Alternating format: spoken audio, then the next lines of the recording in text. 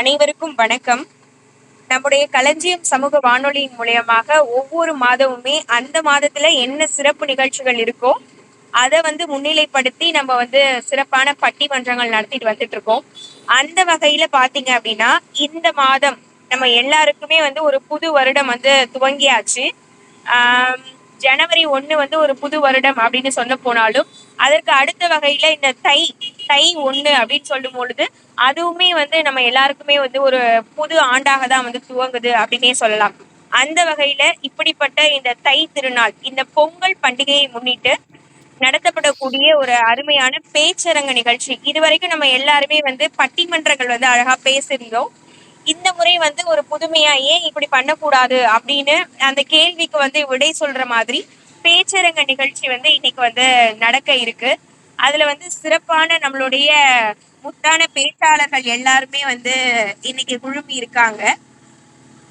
பொதுவாகவே பொங்கல் அப்படின்னு சொல்ல போனோம் அப்படின்னா காலையும் உழவரும் கழனியில் உழைத்து வேளையில் தெளிக்கும் விதையினம் உழைக்கும் வேருடன் களைகளை வெட்டியே அழித்து நீரும் செலுத்தி நிறைகதிர் விளைக்கும் சீருடன் விளைந்த சென்னல் அறுத்து பாரினை வருத்தும் பசிப்பினி துரத்தும் மேழினியின் சிறப்பினை மேதினி குறைக்கும் வாழையும் கரும்பும் வாசலில் சிரிக்கும் காலையில் கிழக்கில் கதிரவன் உதிக்கும் பாலுடன் பொங்கல் பானையில் கொதிக்கும் ஆதவன் பதத்தை அவனியில் பதிக்கும் பூதளம் மதித்து புகழ் பெற துதிக்கும் அப்படின்னு சொல்லுவாங்க.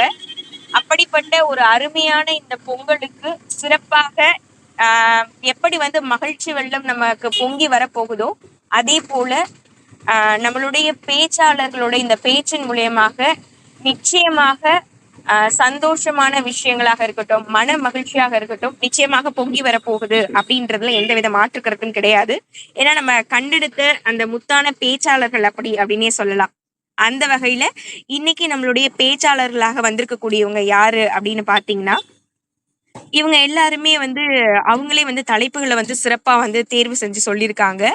பொதுவாகவே பொங்கல் அப்படின்னா 4 பொங்கல் பத்தி பேசுவோம் அப்படின்னு தான் நம்ம எல்லாரும் நினைச்சிட்டு இருப்போம். ஆனா இவங்க எல்லாருமே சிறப்பா நிறைய அவங்களுடைய தலைப்புகளே வித்தியாசமா தேர்ந்தெடுத்து சொல்லியிருக்காங்க. முதலாவதாக அருண்குமார் தம்பி இவங்க நான் போகியை பத்தி பேசுறேன் அப்படின்னு சொல்லியிருக்காங்க. வழக்கமாக எப்பவுமே அருண் தம்பி அவங்களுடைய அந்த தனித்துவமான பேச்சுல சிறப்பா பேசுவாங்க இல்லையா, அதே போல அழகாக இன்னைக்கும் பேச போறாங்க அப்படின்னு நினைக்கிறேன். அடுத்தபடியாக இராணுவத்துக்கும் ஒரு நாள் இந்த பொங்கல் சமயத்துல நம்ம கொண்டாடிட்டு இருக்கோம். ஏன் நம்ம இராணுவ பொங்கலை பறைசாற்றி நம்ம பேசக்கூடாது அப்படின்றதுக்காக செல்வி யாழினி அவங்க அவங்கள பத்தி உங்க எல்லாருக்குமே தெரியும். ரொம்பவே இனிமையான குரல்ல அழகா பேசுவாங்க. இன்னைக்கு இராணுவம் அப்படின்னும் பொழுது நிச்சயமாகவே கம்பீரம் நிறைந்தது. அதை அவங்களோட இனிமையான குரல்ல எப்படி பேசுறாங்க அப்படின்னு பார்க்கலாம். அதற்கு அடுத்தபடியாக மாட்டு பொங்கல் பத்தி அவனியாபுரம் பத்தி எல்லாம் தம்பி சூப்பரா ஸ்டேட்டஸ் எல்லாம் போட்டிருந்தாங்க. இன்னைக்கு களத்துல வேற இறக்கி விட்டுருக்கோம், என்ன பண்றாங்க அப்படின்னு பார்க்கலாம். குட்டி கிருஷ்ணன் தம்பி சிறப்பா பேச போறாங்க அப்படின்னு நினைக்கிறேன். அடுத்தபடியாக சுசிலா அம்மா, நீங்க பொங்கல் அப்படின்னா பொங்கல் பானையில பச்சரிசி வெள்ளமிட்டு பொங்கல் பொங்கி வந்தா மகிழ்ச்சி அப்படின்றதோட நிறுத்திடாம இதுல ஏன் மாற்று கருத்து இருக்கக்கூடாது, நான் புதுமையா என்னுடைய எண்ணத்தை உங்களுக்கு வெளிப்படுத்த போறேன் அப்படின்றதுக்காக இந்த உழவர் திருநாளோட சிறப்புகள் பத்தி சுசிலா அம்மா நமக்கு இன்னைக்கு சொல்ல போறாங்க. அடுத்தபடியாக காணும் பொங்கல், பெண்களுக்கே உரிதான இந்த பொங்கலை நானே சிறப்பா எடுத்து பேசுறேன் அப்படின்றதுக்காக அனுஷியா அக்கா இன்னைக்கு நம்ம கூட பேசுறதுக்காக இணைஞ்சிருக்காங்க. இது எல்லாமே இந்த கலந்த பொங்கல் எல்லாமே சமத்துவமா நம்மளுடைய வாழ்க்கையில எப்படி கொண்டு போக போறோம், சமத்துவ பொங்கல் அப்படின்னா என்ன அப்படின்றத நம்ம எல்லாருக்குமே எடுத்துரைக்கிறதுக்காக செல்வி லோகநாயகி அவங்களும் நம்ம கூட இணைஞ்சிருக்காங்க. கண்டிப்பாக இன்றைய நாள் உங்க எல்லாருக்குமே பேச்சாளர்களுக்கும் சரி, இதை கேட்கக்கூடிய மக்களுக்கும் சரி மகிழ்ச்சி நிறைந்த நாளாக இருக்கும் அப்படின்னு சொல்லிட்டு இன்னைக்கு நம்ம களத்தை ஒருங்கிணைச்சு கொண்டு போக போறது நம்மளுடைய வழக்கமாக எப்பவுமே நம்மளுடைய பேச்சரங்கமாக இருந்தாலும் சரி, பட்டிமன்றமாக இருந்தாலும் சரி, நடுவர் அண்ணன் நம்மளுடைய தமிழரசு அண்ணன் அவங்க பேர் சொல்லி பழகினதை விட நடுவர் அண்ணன் அப்படின்னு சொன்னதுதான் அதிகம். அது மாதிரி நமக்காகவே தொடர்ந்து அனைத்து நிகழ்ச்சிகளுமே சிறப்பாக பண்ணி கொடுத்துட்டு இருக்காங்க. அண்ணனை பத்தி சொல்லணும் அப்படின்னா அவங்க அனைத்து துறைகளிலுமே சிறந்தவங்க அப்படின்னே சொல்லலாம். பேச்சாக இருக்கட்டும், எழுத்தாக இருக்கட்டும், கவிதையாக இருக்கட்டும், பட்டிமன்றமாக இருக்கட்டும், ஒரு நிகழ்ச்சிய தொகுத்து வழங்கக்கூடிய தொகுப்பாளராக இருக்கட்டும், அனைத்திலயுமே சிறந்து தமிழ் துறைக்காகவும், நமக்காகவும் தொடர்ந்து ஆதரவு குடுத்துட்டு வந்துட்டுருக்காங்க. உங்க எல்லாரையுமே எங்களுடைய களஞ்சியம் சமூக வானொலியின் சார்பாக மனமார்ந்த வாழ்த்துக்களோடு வரவேற்று, இந்த நிகழ்ச்சியினை நம்மளுடைய தமிழரசு அண்ணன் கையில வழங்கி, நிகழ்ச்சியானது இனிதாக துவங்க உள்ளது. அண்ணன் நீங்க துவங்கிக்கலாம். தேடி சோறு நிதந்தின்று பல சின்னஞ்சிறு கதைகள் பேசி மனம் வாடி துன்ப மிக உழன்று பிறர் வாட பல செயல்கள் செய்து நரை கூடி கிள பருவம் எய்தி கொடுங்கூற்றுக் கிரையனுப்பின் மாயும் பல வேடிக்கை மனிதரைப் போல நானும் வீழ்வேன் என்று நினைத்தாயோ என்னும் பாரதியின் வரிகளையும் என ஈன்ற தந்தைக்கும் தாய்க்கும் மக்கள் இனமீன்ற தமிழ்நாடு தனக்கும் என்னால் தினையளவு நலமேனும் கிடைக்கும் என்றால் நான் செத்தொழியும் நாள் எனக்கு திருநாளாகும் என்னும் பாரதிதாசனின் வரிகளையும் நினைவு கூர்ந்து இங்கு கூடியுள்ள அனைவருக்கும் எனது முத்தான முதற்கண் வணக்கத்தை தெரிவித்துக் கொள்கிறேன். அற்புதமா இப்போ பாத்தீங்க அப்படின்னா பொங்கல் சமயம் பண்டிகைகள் எல்லாத்துக்குமே ஒரு பண்டிகையா நிறைஞ்சிருக்கிறது. கிட்டத்தட்ட ஒரு வாரம் பக்கமா பாத்தீங்கன்னா அரசு விடுமுறை அறிவிச்சிருக்காங்க. ஸ்கூல் காலேஜ் இருக்கிறவங்களுக்கு எல்லாம் பாத்தீங்கன்னா நேற்று சனிக்கிழமையில இருந்து அடுத்த ஞாயிற்றுக்கிழமை வரைக்கும் கிட்டத்தட்ட 9 நாள் பாத்தீங்கன்னா இந்த முறை விடுமுறை வந்திருக்கு. எல்லாரும் ரொம்ப சந்தோஷமா இருக்காங்க. முதல்ல அனைவருக்கும் அனைத்து களஞ்சியம் சமூக வானொலி நேயர்களுக்கும் எனது பொங்கல் வாழ்த்துக்களை தெரிவித்துக் கொள்கிறேன். அதே மாதிரி இங்க பேச வந்திருக்க அனைத்து பேச்சாளர்களுக்கும் பார்வையாளர்களுக்கும் பொங்கல் வாழ்த்துக்களை தெரிவித்துக் கொள்கிறேன். இப்ப பாத்தீங்க அப்படின்னா எப்பவுமே நம்ம வழக்கமா மாதம் மாதம் பட்டிமன்றங்கள் நடத்திட்டு வந்துட்டு இருந்தோம். அதே மாதிரி இப்போ இந்த பட்டிமன்றமும் இந்த மாசம் எந்த தலைப்புல பண்ணலாம் அப்படிங்கிற ஒரு பேச்சு ஓடிட்டு இருந்தது. அப்பதான் சடனா சரி எப்பவுமே பட்டிமன்றம் நடத்துறோமே, இந்த தடவை பாத்தீங்க அப்படின்னா கிட்டத்தட்ட சிறப்பான நாள்களே நிறைய இருக்கு. போகி வருது, அதுக்கப்புறம் மாட்டுப்பொங்கல், தைப்பொங்கல், அதுக்கப்புறம் மாட்டுப்பொங்கல், அதுக்கப்புறம் காணும் பொங்கல், அப்புறம் உழவர் திருநாள், திருவள்ளுவர் தினம், அப்புறம் இன்னைக்கு பாத்தீங்க அப்படின்னா இளைஞர்கள் தினம், உலக இளைஞர்கள் தினமா கொண்டாடப்பட்டு இருக்கு. விவேகானந்தர் ஐயாவோட பிறந்த நாள். இந்த மாதிரி நிறைய சிறப்பு இருக்கு. ஒரே வார்த்தையே இவ்வளவு சிறப்பு இருக்கே. அதை பத்தி எல்லாம் நேயர்களுக்காகட்டும் தமிழர்களுக்கு எல்லாத்துக்கும் ஒரு எடுத்து சொல்லலாம். அதோட வரலாறு எப்படி இருக்கும், இப்ப மாட்டுப் பொங்கல்லாம் எப்படி எல்லாம் பண்ணுவாங்க, ஒவ்வொரு ஊர்ல ஒவ்வொரு மாதிரி இருந்திருக்கும். அந்த மாதிரி மாட்டுப் பொங்கல்னா பொதுவா எப்படி அது எப்படி தோன்றுச்சு, அதோட வரலாறு எப்படி இருக்கு, அதை எப்படி கொண்டாடுவாங்க அப்படிங்கிறது, இந்த மாதிரி எல்லா நாளுக்கும் பண்ணலாம் அப்படிங்கிற ஒரு ஐடியா மாதிரி தோணுச்சு. அப்பதான் சரி ஒரு பேச்சரங்கமா நடத்தலாம். ஒரு 6 பேச்சாளர்களை வச்சு ஒவ்வொருத்தவங்க ஒவ்வொரு விஷயத்த பத்தி சொல்லும் போது, ஓ இந்த மாதிரி எல்லாம் இருக்கா அப்படின்னு நிறைய பேத்துக்கு புதுமையான கருத்துக்கள் நிறைய பேத்துக்கு தெரிய வரும். இந்த மாதிரி எல்லாம் வரலாறு இருந்திருக்கு அப்படிங்கிறது நிறைய பேத்துக்கு தெரிய வரும் அப்படிங்கறதுக்காக தான் இந்த ஒரு தலைப்புல நமது களஞ்சியம் வானொலி சார்பாக ஒரு பேச்சரங்கம் நடத்தலாம் அப்படின்னு முடிவு பண்ணியிருந்தோம். அற்புதமான பேச்சாளர்களுக்கு நம்ம 6 பேச்சாளர்கள் சிறப்பா வந்திருக்காங்க. பேச்சரங்கத்துக்குள்ள போறதுக்கு முன்னாடி சில விதிகள். அதாவது பேச்சரங்கம் நீங்க ஒரு தலைப்பு எடுத்திருக்கீங்க அப்படின்னா அந்த தலைப்பை ஒற்றி என்னென்ன கருத்துக்கள் உங்களால சொல்ல முடியுமோ அதை சுருக்கமாவும் விளக்கமாவும் சொன்னீங்க அப்படின்னா சிறப்பா இருக்கும். அதாவது போகியை பத்தி பேச போறோம் அப்படின்னா போகியை பத்தி மட்டும் பேசிட்டு மத்ததை பற்றி பேசாம போகியோட வரலாறை மட்டும் சொல்ற மாதிரி அதோட சிறப்புகள் என்ன, அதை எந்தெந்த மாதிரி எல்லாம் கொண்டாடுறாங்க, எதுக்காக கொண்டாடுறாங்கங்கிற ஒரு விளக்கத்தையும் சொன்னீங்கன்னா தலைப்பை ஒட்டி இருக்கும்போது இன்னும் அழகா இருக்கும். அதே மாதிரி ஒரு 6ல இருந்து 7 நிமிடங்களுக்குள்ள முடிச்சுக்கிட்டீங்க அப்படின்னா ஏன்னா விஷயங்கள் நிறைய கதைகள் நிறைய எடுத்துக்காட்டுகள் சொல்லிட்டு இருந்தீங்கன்னா ரொம்ப இழுத்துட்டு போயிடும். சுருக்கமா ஒரு 6ல இருந்து 7 நிமிஷம் அப்படிங்கும் போது அதை பத்தி அந்த ஒரு தலைப்பை மட்டுமே பத்தி பத்தி உங்களால பேச முடியும். ஸோ அதனால பேச்சாளர்கள் எல்லாரும் ஒரு 6ல இருந்து 7 நிமிஷத்துக்குள்ள தங்களோட பேச்சுக்களை முடிச்சுக்கிற மாதிரி பாத்துக்கங்க. அதே மாதிரி முடிஞ்ச அளவுக்கு நம்ம இப்ப இந்த சிறப்பு பட்டிமன்றங்கள், சிறப்பு நிகழ்ச்சிகள் எல்லாமே, சிறப்பு பேச்சரங்கங்கள் எல்லாமே பாத்தீங்க அப்படின்னா நம்ம வலையொலியிலையும் ரெக்கார்ட் பண்ணி பதிவு பண்ணிட்டு இருக்கோம். அதனால முடிஞ்ச அளவுக்கு காணொலி ஆன் பண்ணி பேசும்போது உங்களோட முகமும் பாத்தீங்க அப்படின்னா வலையொலியில வரும். அவங்களோட பேசுறது எப்படி இருக்கு அப்படிங்கிறது எல்லாமே வலையொலியிலையும் பார்க்க முடியும். நீங்களும் பாத்தீங்கன்னா ஒரு 1 வருஷம் 2 வருஷம் இல்ல 5 வருஷம் 10 வருஷம் ஆனாலும் இப்படி ஒரு பட்டிமன்றம் இப்படி ஒரு பேச்சரங்கத்துல பேசியிருக்கோம் அப்படின்னு நீங்க பாக்குறப்போ பாத்தீங்கன்னா உங்களுக்கும் ஒரு சந்தோஷம் இருக்கும். ஸோ முடிஞ்ச அளவுக்கு காணொலி ஆன் பண்ணி பேசுற மாதிரி பாத்துக்கோங்க. இப்ப எப்பவுமே பட்டிமன்றம் அப்படிங்கும்போது நிறைய தலைப்பு இருக்கும். எதிரிணிகள் 2 பேரும் வாதம் செய்வாங்க. அவங்க பேசுனதை வச்சு இவங்க கொடுக்கறது அந்த மாதிரி காரசாரமா இருக்கும். இந்த தடவை பாத்தீங்க அப்படின்னா அப்படியே ஒரு பொலைட்டா ஒரு என்ன அவங்களுக்கான உண்டான டாபிக் மட்டும் பேசிட்டு அதுலயே அப்படியே முடிச்சுக்கிற மாதிரி இருக்கும். இது ஒரு புது அனுபவம். எல்லாரும் நம்ம களஞ்சியம் வானொலி சார்பாக ஒரு முயற்சி எடுத்து பார்ப்போம். முதலில் வந்து பார்த்தீங்க அப்படின்னா, எப்பவுமே அந்த ஆர்டர் பார்த்தீங்க அப்படின்னா, நான் போகிக்கு அப்புறம் தைப்பொங்கல், தைக்கப்புறம் மாட்டுப்பொங்கல், மாட்டுப்பொங்கலுக்கு அப்புறம் காணும் பொங்கல் இந்த வரிசையில தான் வந்திருக்கும். அந்த வகையில் முதல்ல வந்து போகியை பத்தி வந்து திரு அருண்குமார் அவர்கள் பேச இருக்கிறார்கள். அருண்குமார் அவர்களை அன்போடு அழைக்கிறோம்.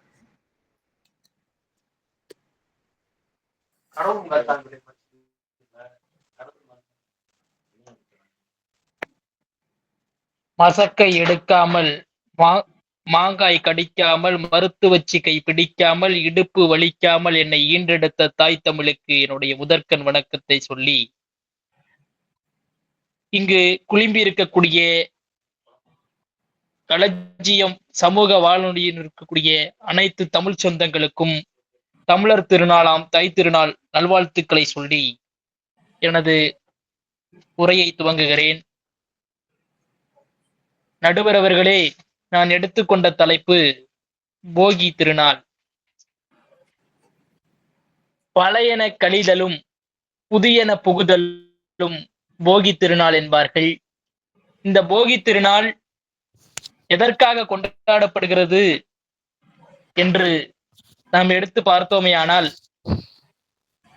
ஒரு மனிதனுடைய வாழ்க்கையில் துன்பமும் இன்பமும் ஒரு சேர கலந்தது ஒரு மனிதனுடைய வாழ்க்கை என்று நம் அனைவருக்கும் தெரியும். அப்படிப்பட்ட மனிதனுடைய வாழ்க்கையில் அவன் சந்தித்த வெற்றிகளாகட்டும், அவன் சந்தித்த தோல்விகளாகட்டும், அனைத்தையுமே தன்னுடைய வாழ்க்கையில் அவன் கடந்து வந்திருப்பான்.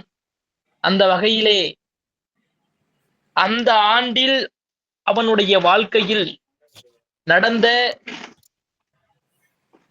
தீய விஷயங்கள் எல்லாவற்றையும் மறந்து புதியதொரு வாழ்க்கையில் அந்த மனிதன் அவனுடைய உறவுகளோடு காலெடுத்து வைக்க வேண்டும் என்பதற்காக இந்த போகி திருநாளை கொண்டாடுகிறான் என்ற ஒரு கருத்துருவில் நான் பேச வந்திருக்கிறேன்.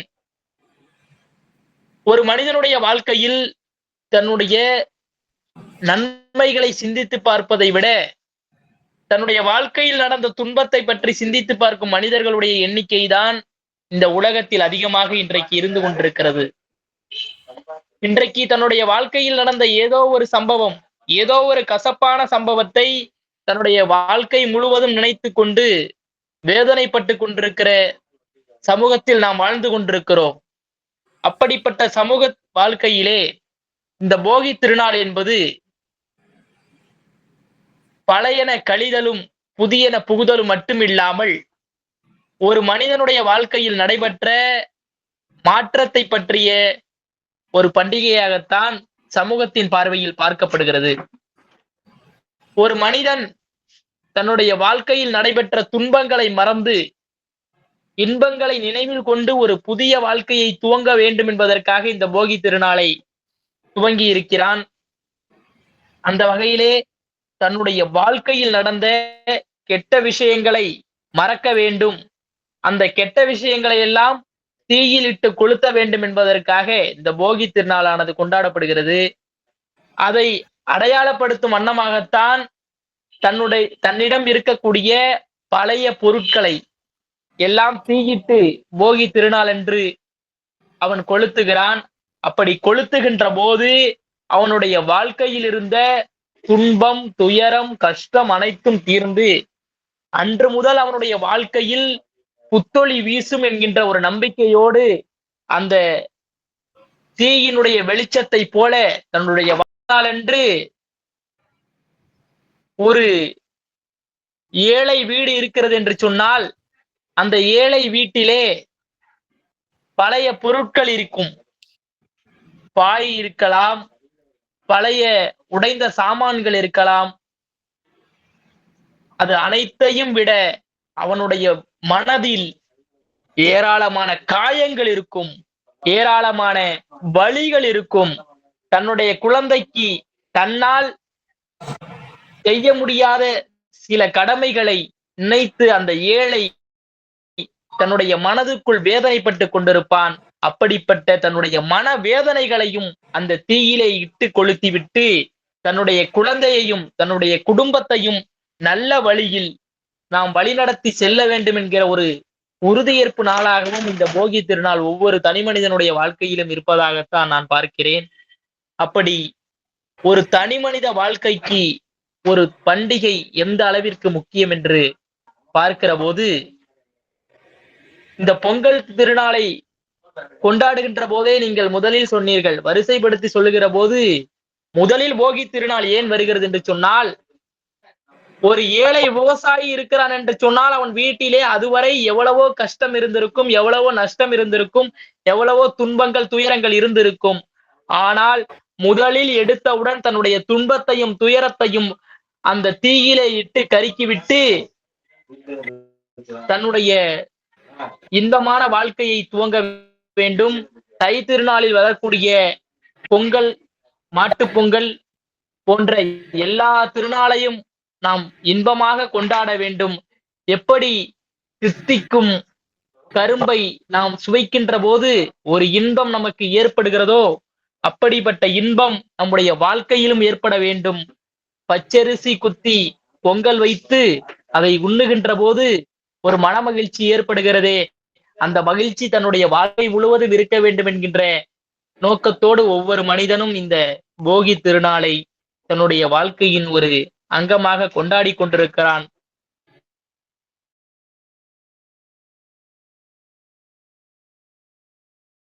துன்ப துயரங்களை மட்டுமல்ல, நம்முடைய தவறுகளையும் திருத்திக் கொள்கிற ஒரு நல்ல நாளாக இது அமைய வேண்டும். ஒவ்வொரு தனி மனிதனும் தன்னை பரிசோதனை செய்து கொள்கிற ஒரு நாளாக இந்த நாள் இருக்க வேண்டும். ஒவ்வொரு மனிதனும் தன்னுடைய தவறுகளை தனக்கு தானே சுட்டி காண்பித்துக் கொண்டு இந்த சமுதாயத்திற்கு தன்னால் முடிந்த நன்மைகளை செய்ய வேண்டும் என்கிற ஒரு உறுதிமொழி எடுக்கின்ற நாளாக இந்த போகி திருநாள் அமைய வேண்டும்.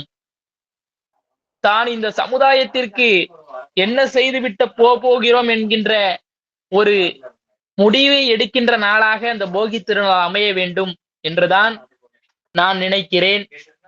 ஆகையினால் இந்த போகி திருநாள் என்பது துன்ப துயரங்களை விட்டு நாம் விலகி இன்பமான மகிழ்ச்சியான வாழ்க்கைக்கு வருவதோடு மட்டுமில்லாமல் நம்மை சார்ந்தவர்களுக்கும் நம்மோடு வாழ்ந்து கொண்டிருக்கிற நம்முடைய உறவினர்களுக்கும் இந்த சமுதாயத்திற்கும் புதிதாக ஒரு மறுமலர்ச்சியை ஏற்படுத்திவிட வேண்டும் என்கின்ற ஒரு உன்னத நோக்கத்தோடு இந்த போகி திருநாளை அனைவரும் கொண்டாட வேண்டும். ஆகையினால் நம்மிடம் இருக்கக்கூடிய துன்பங்களையும் துயரங்களையும் நாம் எப்படி தீயிட்டு பொசுக்குகிறோமோ, அதுபோல நம் மனதில் இருக்கக்கூடிய கெட்ட எண்ணங்களையும் கெட்ட செயல்களையும் நாம் தீயிட்டு கொளுத்திவிட்டு ஒரு புதிய மனிதனாக ஒரு புதிய வாழ்க்கையை துவங்க வேண்டும் என்று கூறி வாய்ப்பளித்தமைக்கும் வாய்மொழி கேட்டமைக்கும் நன்றி பாராட்டி தாய் தமிழை மீண்டும் ஒருமுறை வணங்கி அவைக்கு நன்றி கூறி விடைபெறுகிறேன். நன்றி, வணக்கம். சிறப்பா போகியை பத்தி திரு அருண்குமார் அவர்கள் பேசி முடிச்சிருக்காரு. போகினா என்ன, அதுல முக்கியமான கருத்து பாத்தீங்க அப்படின்னா, பழையன கழிதலும் புதியன புகுதலும் தான் போகி. அதாவது பழைய பொருட்களாகட்டும், பழைய எண்ணங்கள், தீய எண்ணங்களை எல்லாத்தையும் கழிஞ்சிட்டு புதுசா ஒரு மறுபிறவி எடுக்கிற மாதிரி, புதுசா எந்தெந்த நல்ல நல்ல பழக்கங்கள் பழகணுமோ, நல்ல நல்ல செயல்கள் செய்யணுமோ அதெல்லாம் கொண்டு வரதான் இந்த போகி பண்டிகையோட முக்கியமான கரு அப்படிங்கிறது அற்புதமா சொல்லியிருக்காரு. எந்த எண்ணங்களை தூய்மைப்படுத்தி என்னென்ன நெகட்டிவா நடந்ததோ அதையெல்லாம் மறந்துகிட்டு மறுபடியும் ஒரு உலகத்தில் இந்த உலகத்தில் புதுசா என்னென்ன புது முயற்சிகள் பண்ண முடியும் அது எல்லாமே செய்யறதுக்கான ஒரு நாளா போகி அப்படிங்கிறத நம்ம எடுத்துக்கலாம் அப்படின்னு இருக்காரு. இவர் எண்ணங்கள் அப்படிங்கும் போது பாத்தீங்க அப்படின்னா, எண்ணங்கள் எந்த அளவுக்கு தூய்மையா இருக்கோ அந்த அளவுக்கு நம்மளோட செயல்களும் திறமையானதா இருக்கும். அந்த மாதிரி என்னதான் இப்ப பழைய பொருட்கள் இருக்கு, அதைய பாத்தீங்கன்னா ஈஸியா கொண்டு போய் எரிச்சிடலாம். நம்ம சாமி படம் எல்லாருமே பார்த்திருப்போம். அதுல இவரு விவேக் அவர்கள் நம்ம போகி அப்படின்னாலே அந்த காட்சி தான் பாத்தீங்க அப்படின்னா நிறைய பேத்துக்கு ஞாபகம் வரும். அதாவது பழைய துணிகளை ஏன் எரிக்கிறீங்க, அதை ஏழை குழந்தைகளுக்கு கொடுத்தா அவங்க பயன்படுத்திக்குவாங்க அப்படிங்கிற மாதிரி கருத்து சொல்லியிருப்பாரு. உண்மை. இதை பழைய பொருட்களை போய் எரிக்கணும் அப்படிங்கிறது அவசியம் இல்லை. அதான் இன்னொரு கருத்துக்கள் இதுல போகியில சொல்லப்படுறது பாத்தீங்க அப்படின்னா, அந்த காலத்துல தமிழர்களோட சிறப்பு பாத்தீங்கன்னா பயங்கரமா இருந்திருக்கு. அப்படி இருக்கும்போது அப்பெல்லாம் பாத்தீங்கன்னா ஓலைச்சுவடிகள்ல நிறைய த உலகத்துக்கு தேவையான, மனிதர்களுக்கு தேவையான நிறைய பொக்கிஷங்கள் வந்து ஓலைச்சுவடிகள் மூலமா வந்து இருந்தது அப்படின்னு சொல்லியிருக்காங்க. அந்த ஓலைச்சுவடிகள் வந்து எல்லாமே வெளிய வந்து நற்கருத்துக்கள் வெளிய வரும்போது, தமிழர்கள் வந்து இன்னும் வந்து நிறையா கத்துக்குவாங்க அப்படிங்கிறத வந்து போக்கணும் அப்படிங்கிறதுக்காக, ஆங்கிலேயர்கள் வந்து இந்த போகி பண்டிகையை வந்து அறிமுகப்படுத்தியதா வந்து ஒரு அ கருத்து நிலவிட்டு இருக்கு. உண்மையா பொய்யா அப்படிங்கிறது நமக்கு தெரியாது.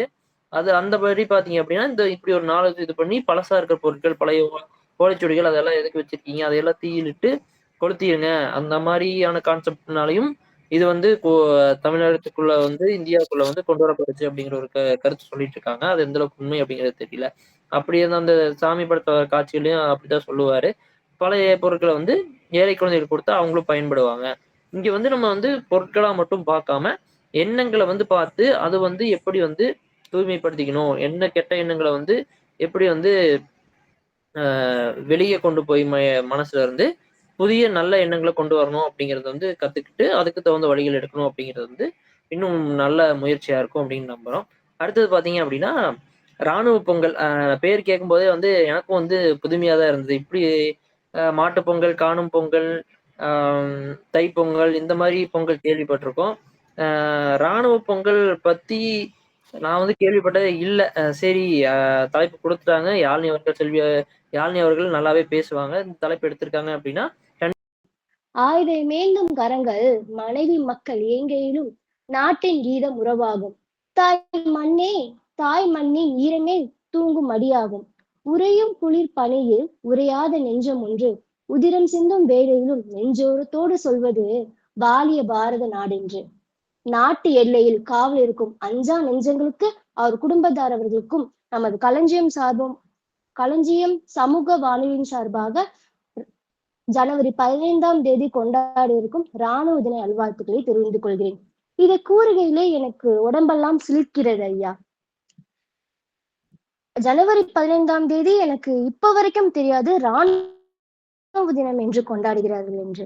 இந்த நமது களஞ்சியம் சமூக வானொலி சார்பில் பேசுவதற்கு வாய்ப்பு கிடைத்த போதுதான் நான் தெரிந்து கொண்டேன் ஜனவரி 15ஆம் தேதி இராணுவ தினம் கொண்டாடப்படுகிறது என்று. நமக்கெல்லாம் ஜனவரி வந்துவிட்டாலே பொங்கல் மட்டும்தான் ஞாபகம் வரும். ஆனா இந்த நாள் வந்து இருக்குமா என்ன தேடி பார்த்தால் எனக்கே இப்போதான் தெரிய வந்தது இந்த மாதிரி ஒரு நாள் இருக்குது. இத தெரிவதற்கு ஒரு வாய்ப்பு கொடுத்த அனைவருக்கும்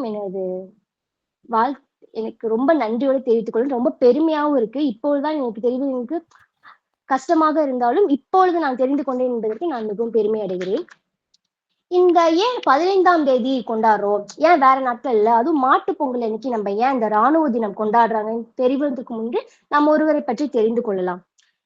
அவர் வந்து 1947 இந்தியா பாகிஸ்தான் போரின் போது மேற்கு முன்னணியில் இந்திய படையை வழிநடத்தினார். அது மட்டும் இல்லாமல் குலத்தின் 5 நட்சத்திர பதவியை வகிர்ந்த, அதாவது 5 ஸ்டார் வாங்கிய இந்திய ராணுவ அதிகாரிகளில் இவரும் ஒருவர்.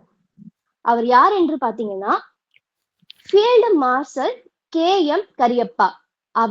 இவர் முதல் முறையாக படைத்தலைவராக நமது இந்திய நாட்டில் இவர்தான் இந்தியராக முதல் பதவியேற்றார். இதற்கு முன்னர் நமது ஆங்கிலேயர்கள் தான் இந்த பதவியில் இருந்தார்கள்.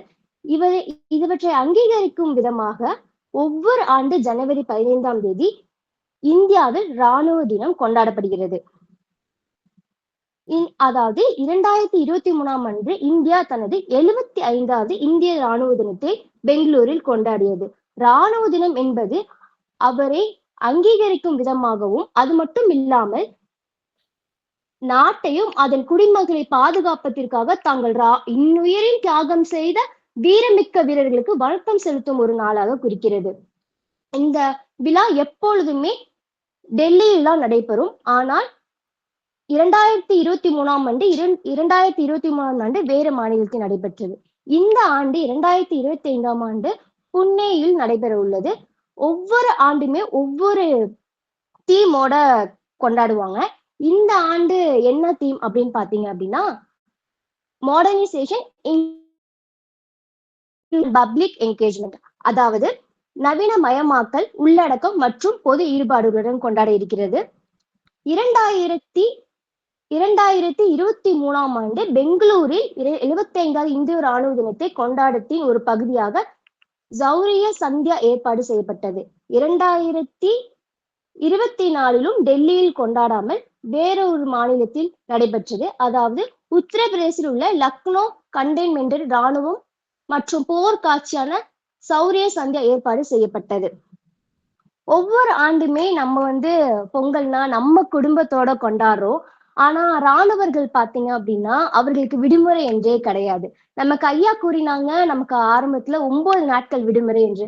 ஆனா ராணுவத்திற்கு அந்த மாதிரி ஒரு விடுமுறையோ கொண்டாட்டங்களோ குடும்பத்துடனோட புது ஆடைகளை அணிந்து பொங்கல் வைத்து கரும்பு சாப்பிட்டு சின்ன சின்ன விளையாட்டு விளையாண்டு கொண்டாடுவதற்கு அவர்களுக்கு ஒரு வாய்ப்பு கிடைப்பதில்லை. ஆனால் நம்ம அவர்களால் மட்டும்தான் இந்த பொங்கல், கரும்பு, கொண்டாட்டங்கள், ஆட்டங்கள் என நம் மிக மகிழ்ச்சியாக இந்த பொங்கலை கொண்டாடுகிறோம். 14, 15, 16 நாட்களில் வெவ்வேறு பொங்கலை கொண்டாடுகிறோம். ஆனால் அவர்கள் அப்படி குடும்பத்தோட கொண்டாடுவதில்லை. ஒவ்வொரு ஆண்டுமே பொங்கல் மட்டும் இல்லாமல் ஒவ்வொரு விழாக்களுமே அவர்கள் குடும்பத்துடன் கொண்டாடுகிறார்கள் என்றால் இல்லை. அவங்களெல்லாம் நம்ம செல்ஃப்லெஸ் பீப்புள் என்றுதான் கூறணும். ஏன்னா அவங்க இல்லைன்னா எல்லையில அவங்க இல்லைன்னா நம்ம கொண்டாட போவதில்லை. அதே மாதிரி மாட்டு பொங்கல் அன்னைக்கு அவங்க ராணுவ தினம் கொண்டாடுவது எனக்கு ரொம்ப பெருமையா இருக்கு. அதுவும் அந்த கருப்பைய அவருக்காக நம்ம அங்கீகரிக்கும் விதமாக இந்த நாளை நம்ம கொண்டாடுகிறோம்.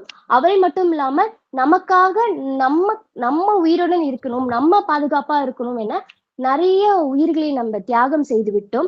அவர்களையும் நாம் நினைவில் வைத்துக் கொண்டு ஒவ்வொரு ஆண்டையுமே இந்த ஆண்டில் நம்ம அவர்களுக்காக வழி நடத்தும், அவர்களை வணங்கினோம். நமக்கு உண்மையான தெய்வங்கள் இருக்கிறார்கள், ஆனா அவர்களும் நம்முடைய தெய்வங்கள் தான். அவர்கள் இல்லை என்றால் நம்ம இப்பொழுது மகிழ்ச்சியாக இந்த வானிலை காட்சி கூட நம்மளால நடத்த முடியாது என்பதுதான் மிக முக்கியமான உண்மை. அவர்கள் எப்படி பொங்கல் கொண்டாடுறாங்க, அவங்க குடும்பத்தோட கொண்டாட முடியவில்லை. ஆனா அவர்கள் எப்படி கொண்டாடுறாங்க பாத்தீங்கன்னா ஒரு சில இடத்துல நான் தெரிந்து கொண்டேன் எப்படி கொண்டாடுறாங்க, அதை உங்களோட பகிர்ந்து கொள்கிறேன். மன்னாரில் உள்ள 215வது படை தலைமைக்கு உட்பட்ட வட்டக்கண்ட கிராமத்தில் அமைந்துள்ள ஸ்ரீ சித்த விநாயகர் இந்து ஆலயம் என்று அங்கு உள்ளது. அவர்கள் அங்க உள்ள பொதுமக்கள் அதுக்கு முன்னாடி அவர்கள் பட்டம் செய்து ஜனவரி 12ஆம் தேதியும் ஜனவரி 13ஆம் தேதியும் பட்டம் செய்து அவர்களுடன் சேர்ந்து சங்கராசி என்ற ஒரு விழாவையும் கொண்டாடுகிறார்கள். நம்முடன் அவர்கள் இல்லை என்றால் நாம் இங்கே ஒரு விழாக்களுமே நம்மளால கொண்டாட முடியாது. எங்களுக்காக நாங்க நல்லா இருக்கணும், நல்ல மகிழ்ச்சியாக இருக்கணும் என எல்லையில எங்களுக்காக குடும்பத்தை விட்டு எங்களுக்காக நிற்கும் அனைத்து இராணுவர்களுக்கும் எனது நன்றி கடன் எப்பொழுதுமே இருக்கும். எங்களை அனைவரின் நன்றி கடன் எப்பொழுதுமே இருக்கும்.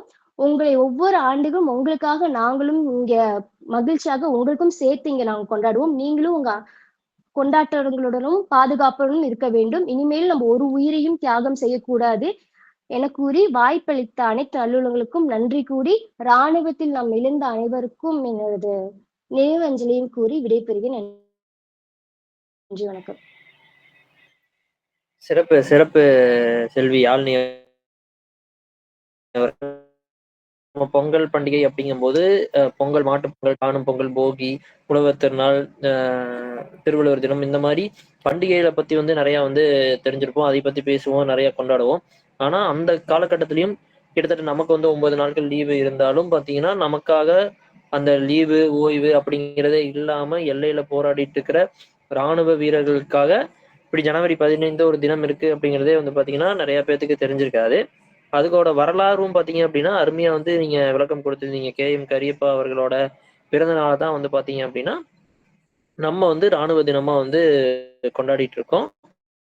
வருடமும் எங்கெங்க நடத்துறாங்க, எந்தெந்த தீம்ல நடத்துறாங்க அப்படின்னு விழாவறையா ஒரு விளக்கம் கூறியிருந்தீங்க. இது பாத்தீங்கன்னா நிச்சயமா அனைவருக்குமே ஒரு புதுமையா எல்லாரும் தெரிஞ்சுக்கக்கூடிய தகவலா இருக்கும் அப்படின்னு நாங்க நம்புறோம். இந்த மாதிரி முன்னெடுப்புகள் நிறைய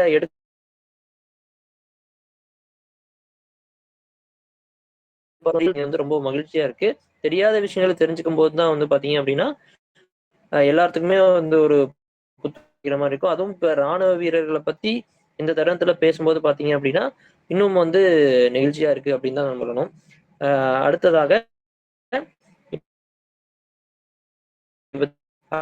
பாத்தீங்கன்னா தைத்திங்களுக்கு அடுத்தது இருக்கிறது பாத்தீங்க அப்படின்னா மாட்டுப்பொங்கல். மாட்டுப்பொங்கலை பற்றி பேசுவதற்கு திரு குட்டிகிருஷ்ணன் அவர்களை அன்போடு அழைக்கிறேன்.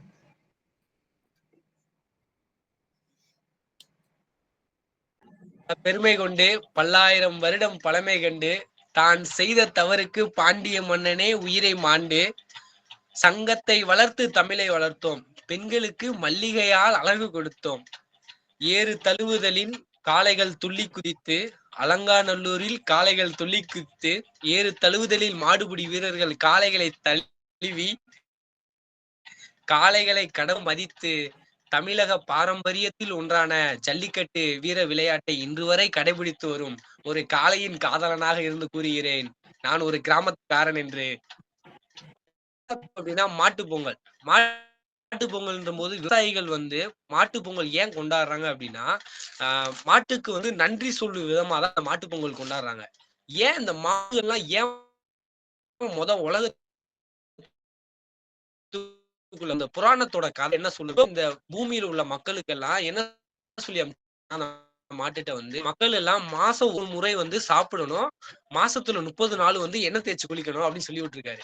ஆனா இந்த மாடு என்ன செஞ்சிருக்கு, நம்ம மக்களை காப்பாத்தணும்னு ஏப்பா நீங்க ஃபுல்லா அந்த மாசத்துல 30 நாள் சாப்பிடுங்க, ஆனா ஒரு நாள் மட்டும் எண்ணெய் தேய்ச்சி குளிங்கன்னு சொல்லி போயிடுச்சு. இது சிவபெருமான் சொன்ன கட்டளைய கரெக்டா கடைபிடிக்கலன்னு சிவபெருமான் மாட்டுக்கு பனிஷ்மெண்ட்.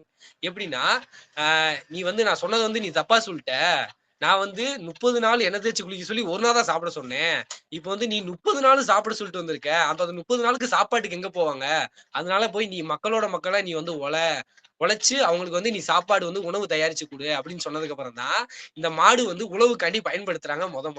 அப்படி பயன்படுத்துறதுக்கு அப்புறம் தான் இந்த மாடை மக்கள் ஏருக்கே பூட்டுறாங்க. இதுதான் ஒரு பாட்டே இருக்கு. என்ன பாட்டுனா, மணப்பாறை மாடு கட்டி மாய உரம் ஏறு பூட்டி வயக்காட்ட உழுது போடு சின்ன கண்ணு பசுந்தலைய போட்டு பாடு சொல்லுங்க. எப்படி மணப்பாறை மாடு கட்டி மாய உரம் ஏறு பூட்டி வயக்காட்ட உழுது போடு செல்ல கண்ணு பசுந்தலைய போட்டு பாடுபடு சின்ன கண்ணு. ஆத்தூரு சிக்கடி செம்பா பார்த்து வாங்கி விதைச்சு, ஆத்தூரு சிக்கடி செம்பா பார்த்து வாங்கி விதைச்சு, ஆத்தூரு சிக்கடி செம்பா பார்த்து வாங்கி விதைச்சு, அதையும் நல்லா விதையில விருதுநகர் வியாபாரிக்கு சின்ன கண்ணு நீயும் வித்து போட்டு கணக்கு கொடு செல்ல கண்ணு.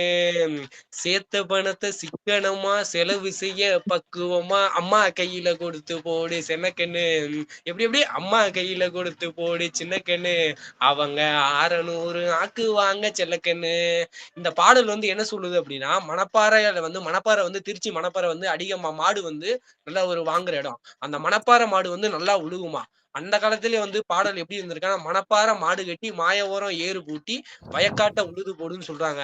இந்த பாட்டோட கடைசி வரி என்ன சொல்லுது அப்படின்னா, இந்த இதுல இருந்து சம்பாரிச்ச காசெல்லாம் வீட்டுல பெண்மணி தான் அந்த கணக்கு வழக்கெல்லாம் பார்ப்பாங்க.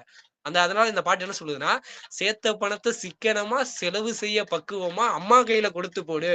உங்க அம்மா கையில கொடுத்துட்ட அப்படின்னா அவங்க 6 ரூபா கொடுத்தாலும் அவங்க 600 ரூபாயா மாத்துவாங்க அப்படின்னு இந்த பாட்டு உணர்த்துது. ஒரு மாட்டை வச்சு எப்படி மனிதர்கள் உழுது அதனால எப்படி சம்பாதிக்கலாம் அப்படின்னு இந்த பாட்டு சொல்லுது. அது மட்டும் இல்ல, இப்போ மாட்டு பொங்கல் அப்படின்றது கொண்டாடுற அந்த மாடு உழுது ஆடி மாசம் உழுக ஆரம்பிப்பாங்க. ஏன்னா அது காத்தடி காலம். அந்த காலத்துல உழுக ஆரம்பிச்சாதான் அடுத்து அந்த வடகிழக்கு பருவமழைன்றது ஒண்ணு ஆரம்பிக்கும் போது உழுது போட்ட உடனே அது மழை பெய்யும். அப்படியே மழை பெஞ்ச உடனே பயிர் விதைப்பாங்க. விதைச்ச உடனே அது வளர்ந்து தையில அறுவடை பண்ணி அந்த அறுவடைய தை பொங்கலுக்கு நெல்லு குத்துவாங்க. எங்க ஊர்ல நெல்லு களத்து மேட்ல அடிச்சு போடுவாங்க. அடிச்சு போட்டு அந்த நெல்லை உரல்ல குத்துவாங்க. உரல்ல குத்தி அந்த உரல்ல இருந்து அந்த நெல்லை எடுத்து அரிசியை எடுத்து அதை பொங்க வச்சு அதை தான் சாப்பிட்டாங்க. அதான் சாப்பிட்டுட்டு மாட்டுக்கு தைப்பொங்கல், தை பிறந்தால் வழி பிறக்கும் அப்படின்னுவாங்க. தை பிறந்தா ஏன் வழி பிறக்குது அப்படின்னா, ஆடி மாசம் விதைச்சு தையில அறுவடை பண்றதுனால வீட்டுல நெல்லெல்லாம் சேர்ந்துருது. அந்த சேர்ந்தனால நெல்லெல்லாம் நிறைய இருக்குல்ல, அப்ப இந்த வருஷம் பூரா சாப்பிடலாம்ல, அது ஒரு வழி பிறக்குது. இதான் தை பிறந்தால் வழி பிறக்கும் அப்படின்னு சொல்லுது. அது முத நாள் தைப்பொங்கல் கொண்டாடுவாங்க. 2வது நாள் இந்த நெல்லுலாம் வந்ததுக்கு காரணம் யாரு? என்னதான் மனுஷங்க சேத்துல பாடுபட்டு இருந்தாலும் மாடு சேர்ந்துதானே பாடுபட்டு இருக்கு. இப்பதான் டிராக்டர் எடுத்து அவங்கவுங்க உழுதுட்டு போயிறாங்க. அந்த காலத்துல இந்த காலத்து வரைக்கும் என்ன எங்க தாத்தாலாம் சொல்லுவாரு, மாடு மாதிரி உழுவுறது கிடையாது, ஆழம் உழுவதை அகலம் உழுவதே ஆழம் உழுவது நல்லது அப்படின்னுவாங்க.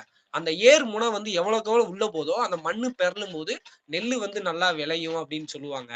அந்த மாதிரி வந்து மாட்டுக்கு நன்றி செலுத்தும் விதமா தான் அன்னைக்கு காலையில மாட்டு பொங்கல் காலையில மாட்டை பூரா வருஷத்துல மாட்டை குளிப்பாட்டுறோமோ இல்லையோ மாட்டு பொங்கலுக்கு கட்டாயம் மாட்டை குளிப்பாட்டுருவோம். ஆனா நாங்க மாசம் மாசம் மாட்டை குளிப்பாட்டுருவோம்.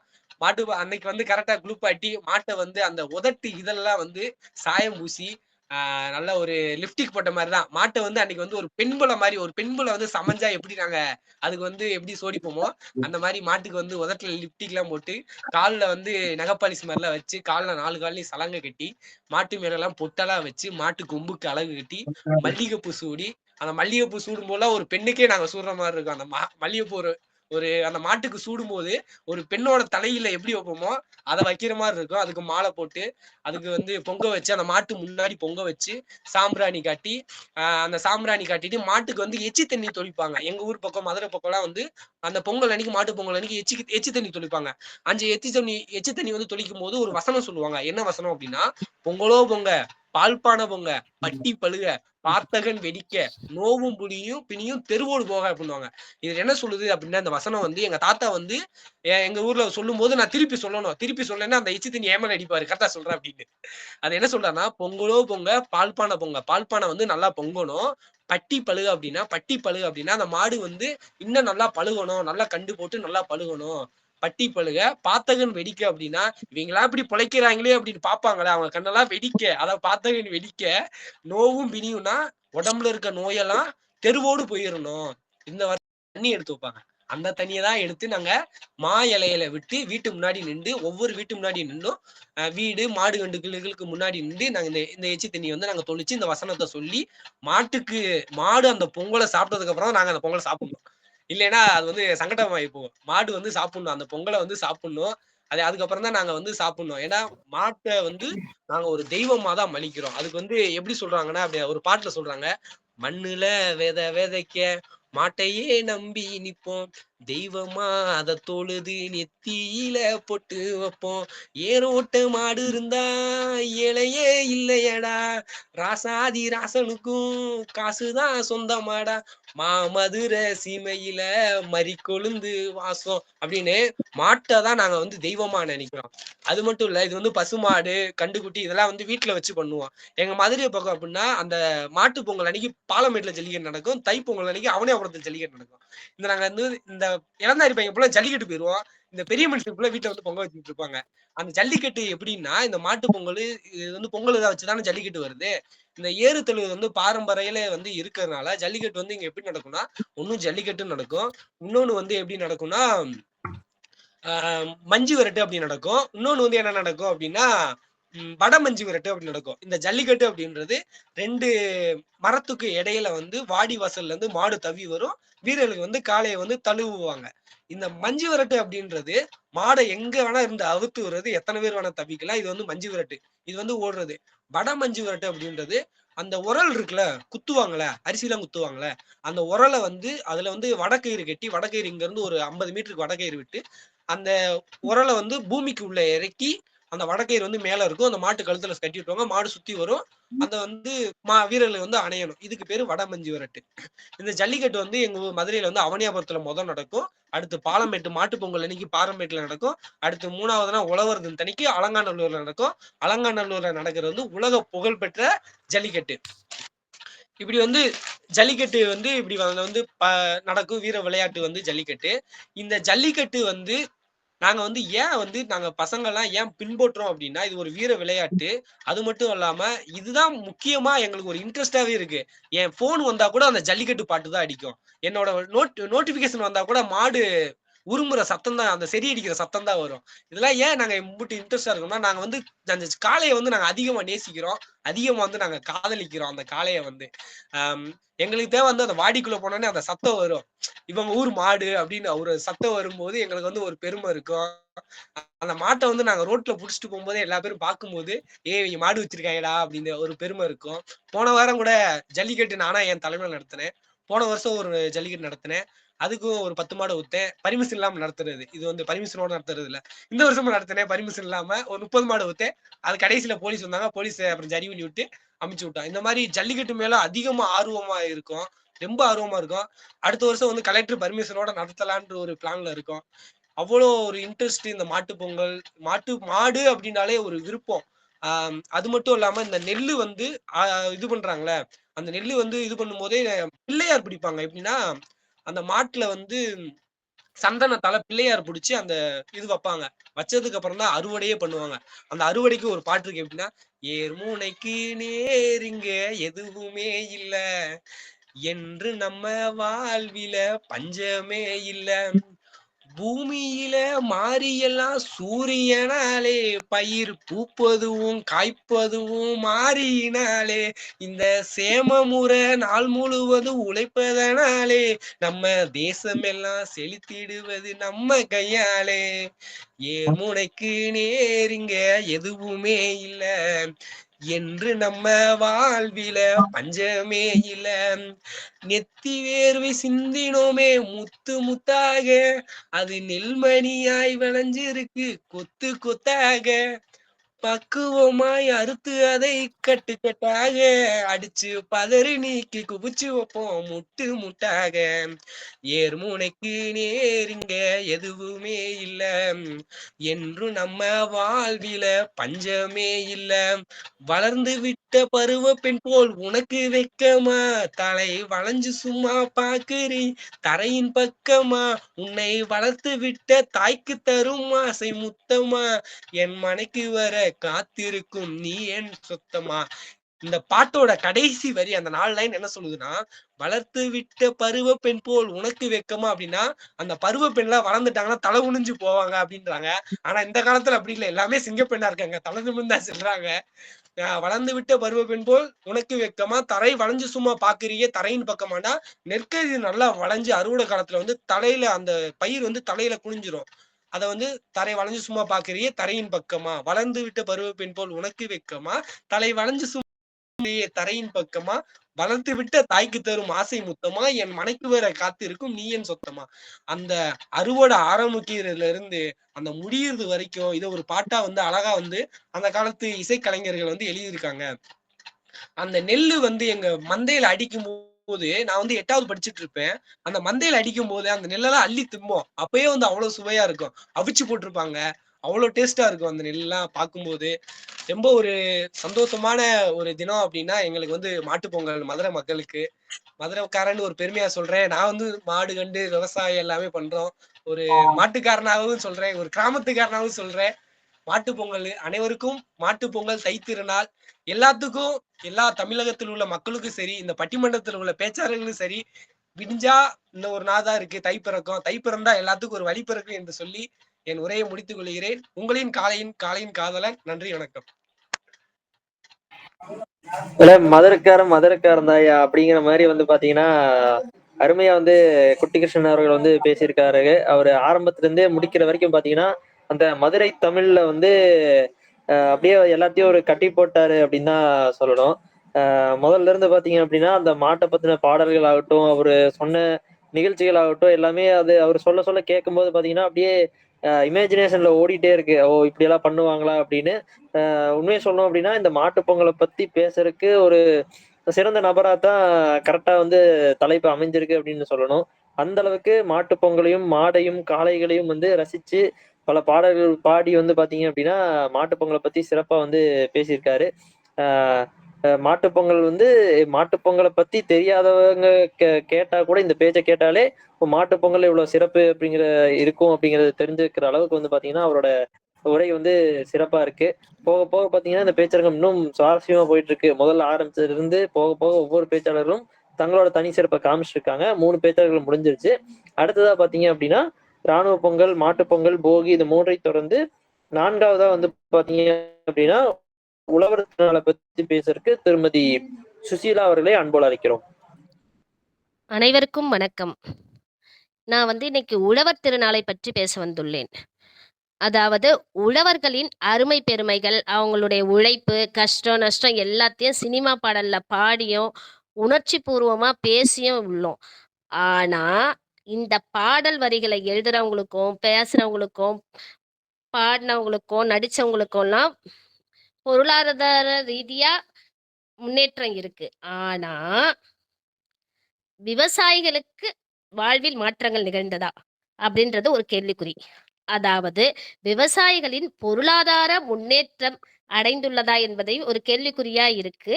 அப்படி இருக்கிற பட்சத்துல அந்த பொருளாதார முன்னேற்றம் அடையாததால் விவசாயம் அழியத் தொடங்கியுள்ளது. நான் திரும்பவும் சொல்றேன், உழவர் திருநாளை பற்றி பேசும்போது எல்லா விஷயமும் எல்லாருக்கும் தெரியும். நெட்ல எல்லாம் எல்லா விஷயங்களும் இருக்கு. என்னுடைய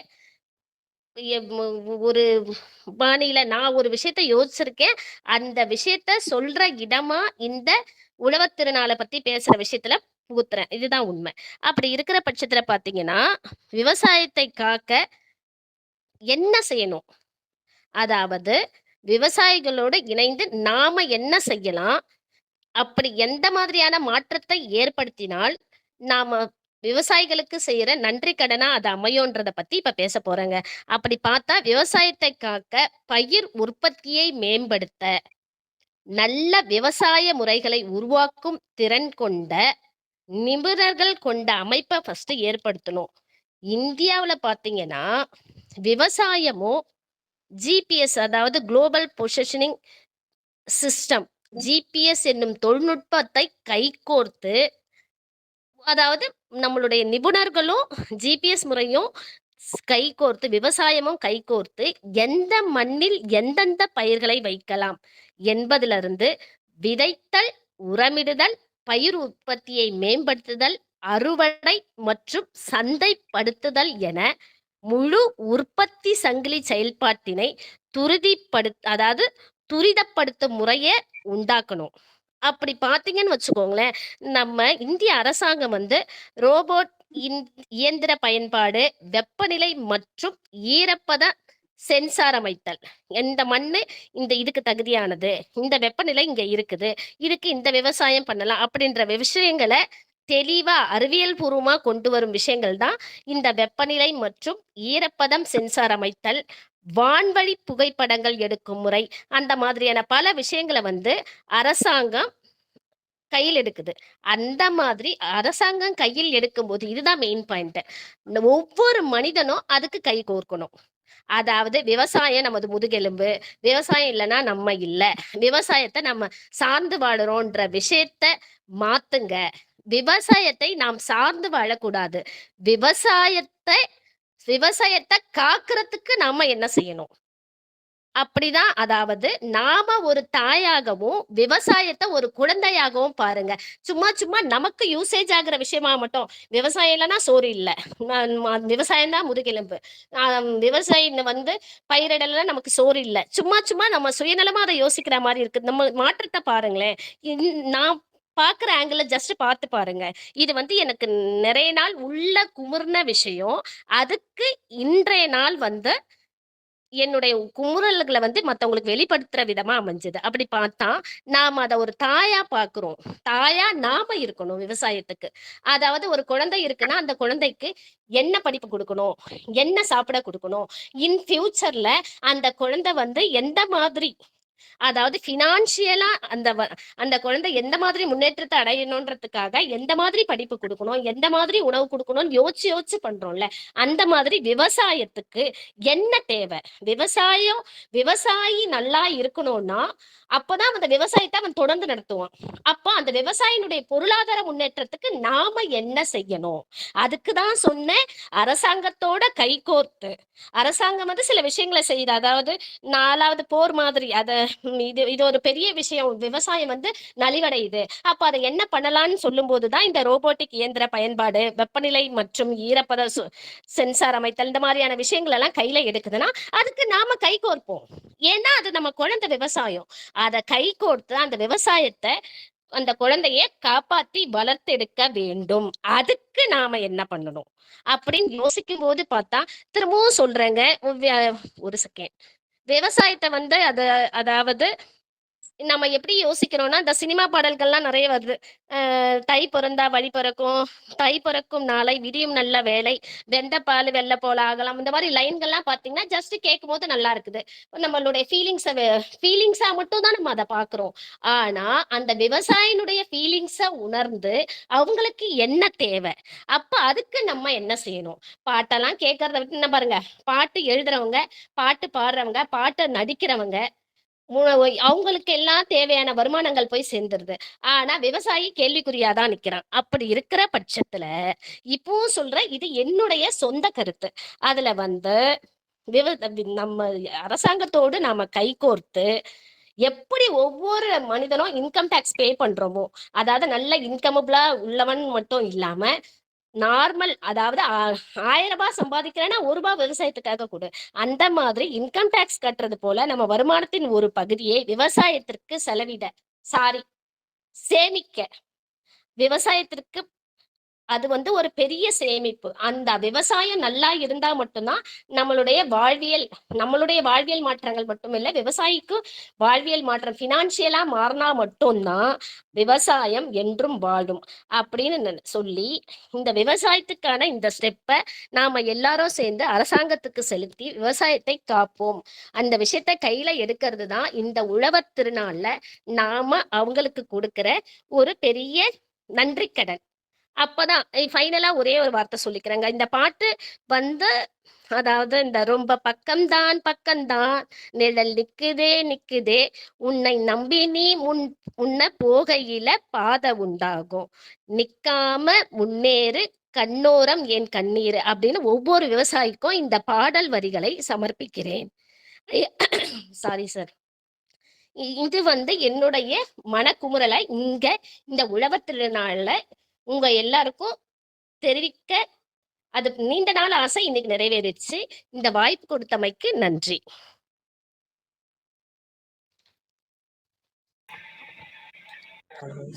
உழவர் திருநாளை பத்தி திருமதி சுசீலா அவர்கள் அவங்களோட கருத்தை வந்து அற்புதமா வந்து பேசியிருக்காங்க.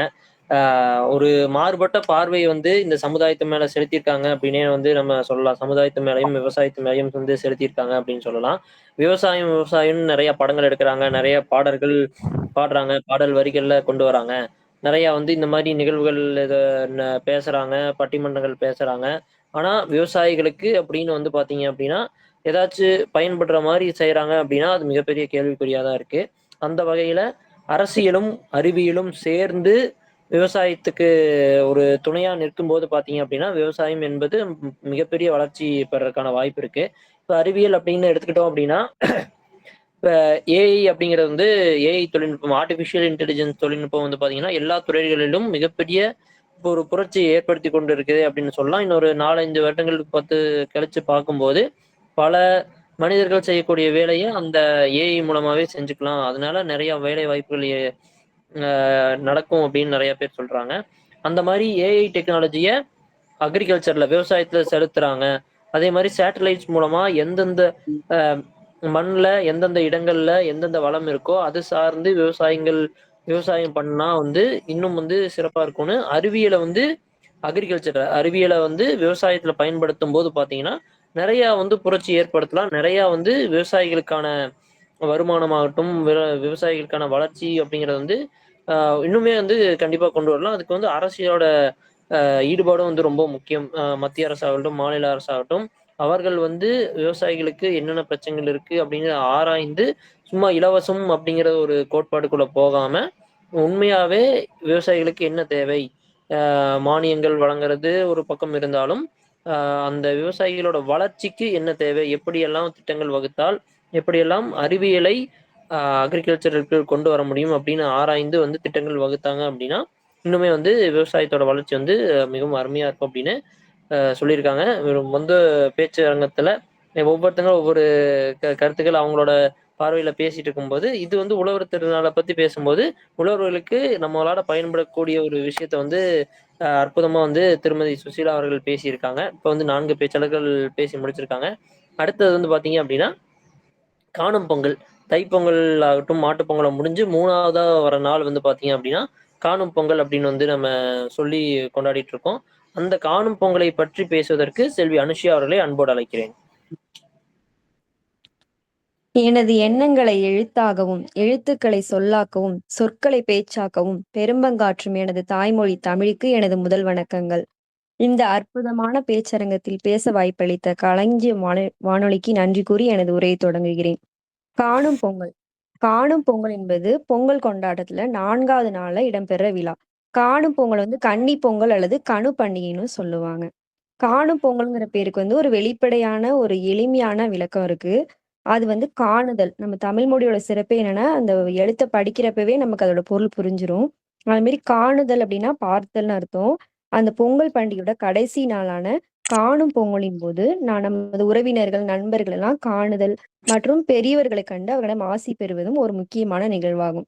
கணுப்பிடி அப்படின்னா இது ஒரு வகை நோன்புன்னு சொல்லுவாங்க. வட மாநிலத்துல ரக்ஷாபந்தன் கொண்டாடுறது மாதிரி உடன் பிறந்த சகோதரர்களுக்காக பெண்கள் செய்யும் நோன்பு. உடன் பிறந்த சகோதரர்கள் வந்து நலமுடன் வாழ்றதுக்காக சகோதரிகள் வந்து இந்த நோன்பை வந்து கடைபிடிக்கிறாங்க. காணும் பொங்கல் அன்று கொண்டாடப்படுற மிக முக்கியமான நிகழ்வு என்னன்னு பாத்தீங்கன்னா நீர்நிலைகளுக்கு செல்வது. நீர்நிலைகள் வந்து நீர்நிலைக்கு செல்றதுக்கு முன்னாடி நிறைய பல வகையான உணவுகள்லாம் செஞ்சு ஆற்றங்கரைக்கோ குளக்கரைக்கோ இல்ல அது இல்லாத இடத்துல சென்னை போன்ற நகரங்கள்ல வந்து கடற்கரைக்கு போறது இப்பயும் நம்ம பார்க்கலாம். இந்த நீர்நிலைகளை வணங்குற முறை வந்து ஒண்ணு கடைபிடிக்கிறாங்க. அது என்ன முறைன்னா, மார்கழி மாசத்துல கோலம் போட்டு சாண உருண்டையில பூசணி பூ வச்சு நம்ம பெண்கள்லாம் வழிபடுவாங்க. அந்த பூசணி பூவை வந்து சாணத்துல தட்டி எருவாட்டி மாதிரி செஞ்சு வச்சிருப்பாங்க. அதாவது நம்ம ஊர்ல ராட்டின்னு கூட சொல்லுவாங்க. அது எல்லாத்தையும் எடுத்துட்டு வந்து அது மேல வந்து சூடம் வச்சு குழவிட்டு தண்ணியில வந்து அனுப்பிட்டு சுற்றத்தோட வந்து அதை எடுத்துட்டு போன எல்லா உணவையும் சாப்பிட்டுட்டு இந்த நீர்நிலையில இருந்து வருவாங்க. காணும் பொங்கல் அன்னைக்கு வந்து கடைபிடிக்கிற பிற இன்னொரு சடங்கு என்ன பாத்தீங்கன்னா கும்மி பாட்டுன்னு சொல்லுவாங்க. அது வந்து இன்னைக்கும் வந்து கிராமப்புறங்கள்ல காணப்படுது. கும்மி பாட்டுங்கிறது ஒரு தாளம். அதுக்கேத்த மாதிரி ஒரு சிறுமிகள் எல்லாம் நடுவில் உட்கார வச்சு சுத்தி கைத்தட்டி நடனம் ஆடுவாங்க. பெண்களுக்கு மகிழ்ச்சியை வெளிப்படுத்தவும் தங்களது நட்பை பெருக்கவும் வழி செய்யற விழான்னு கூட இதை சொல்லலாம். காணும் பொங்கல் வந்து மகிழ்ச்சியோட நாளா கருதப்படுது.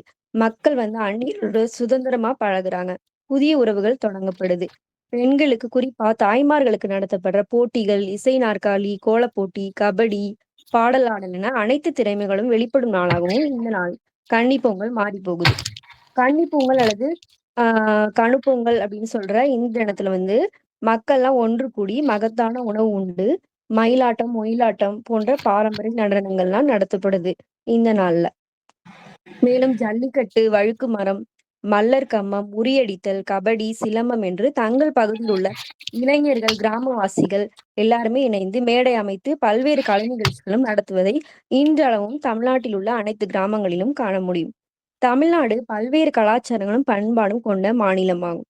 அதற்கு ஏற்றாற்போல் ஒவ்வொரு மாவட்டத்திலும் பொங்கல் வந்து கொண்டாடப்பட்டாலும் வழிபடும் முறைகளும் கலை நிகழ்ச்சிகளிலும் மாற்றம் இருக்கும். இன்று ஜனவரி 12 வந்து அயல்நாடு வாழ் தமிழர்களால கொண்டாடப்படுது. பொங்கல் வந்து உலகெங்கிலும் உள்ள புலம்பெயர்ந்த தமிழர்களிடையே குறிப்பா இலங்கை, மலேசியா, சிங்கப்பூர் போன்ற எல்லா நாடுகளிலுமே கொண்டாடப்பட்டு வருது.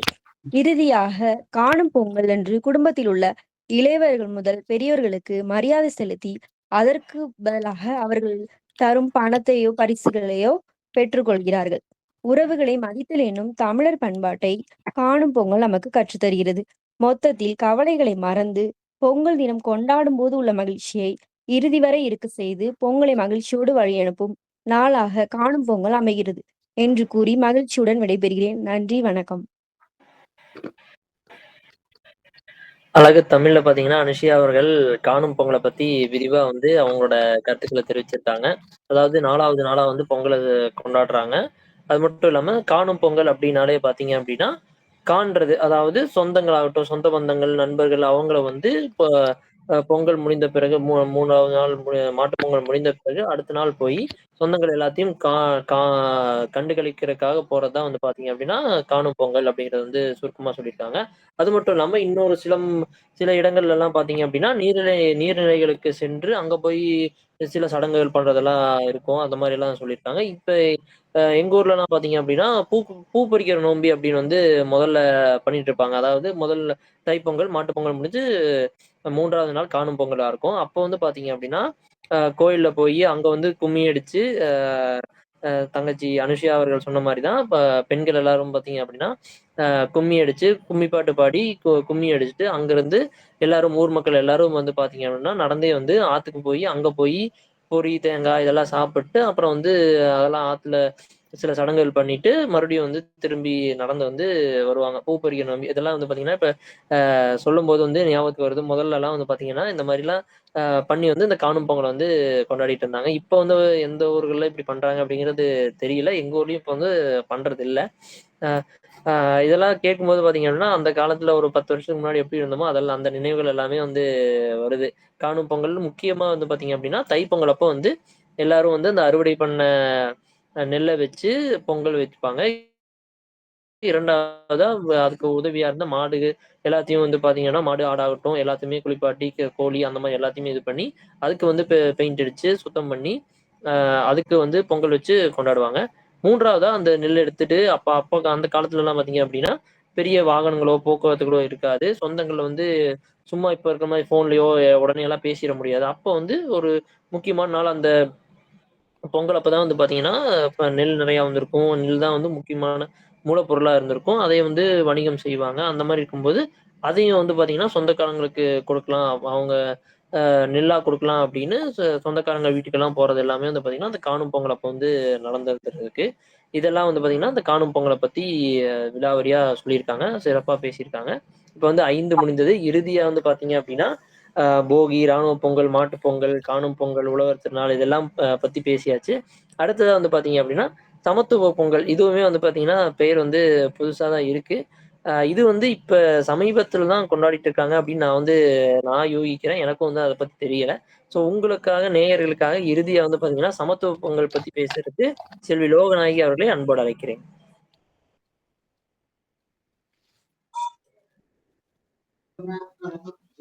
அண்ணா கேக்குதாண்ணே? கேக்குதுமா பேசுங்க.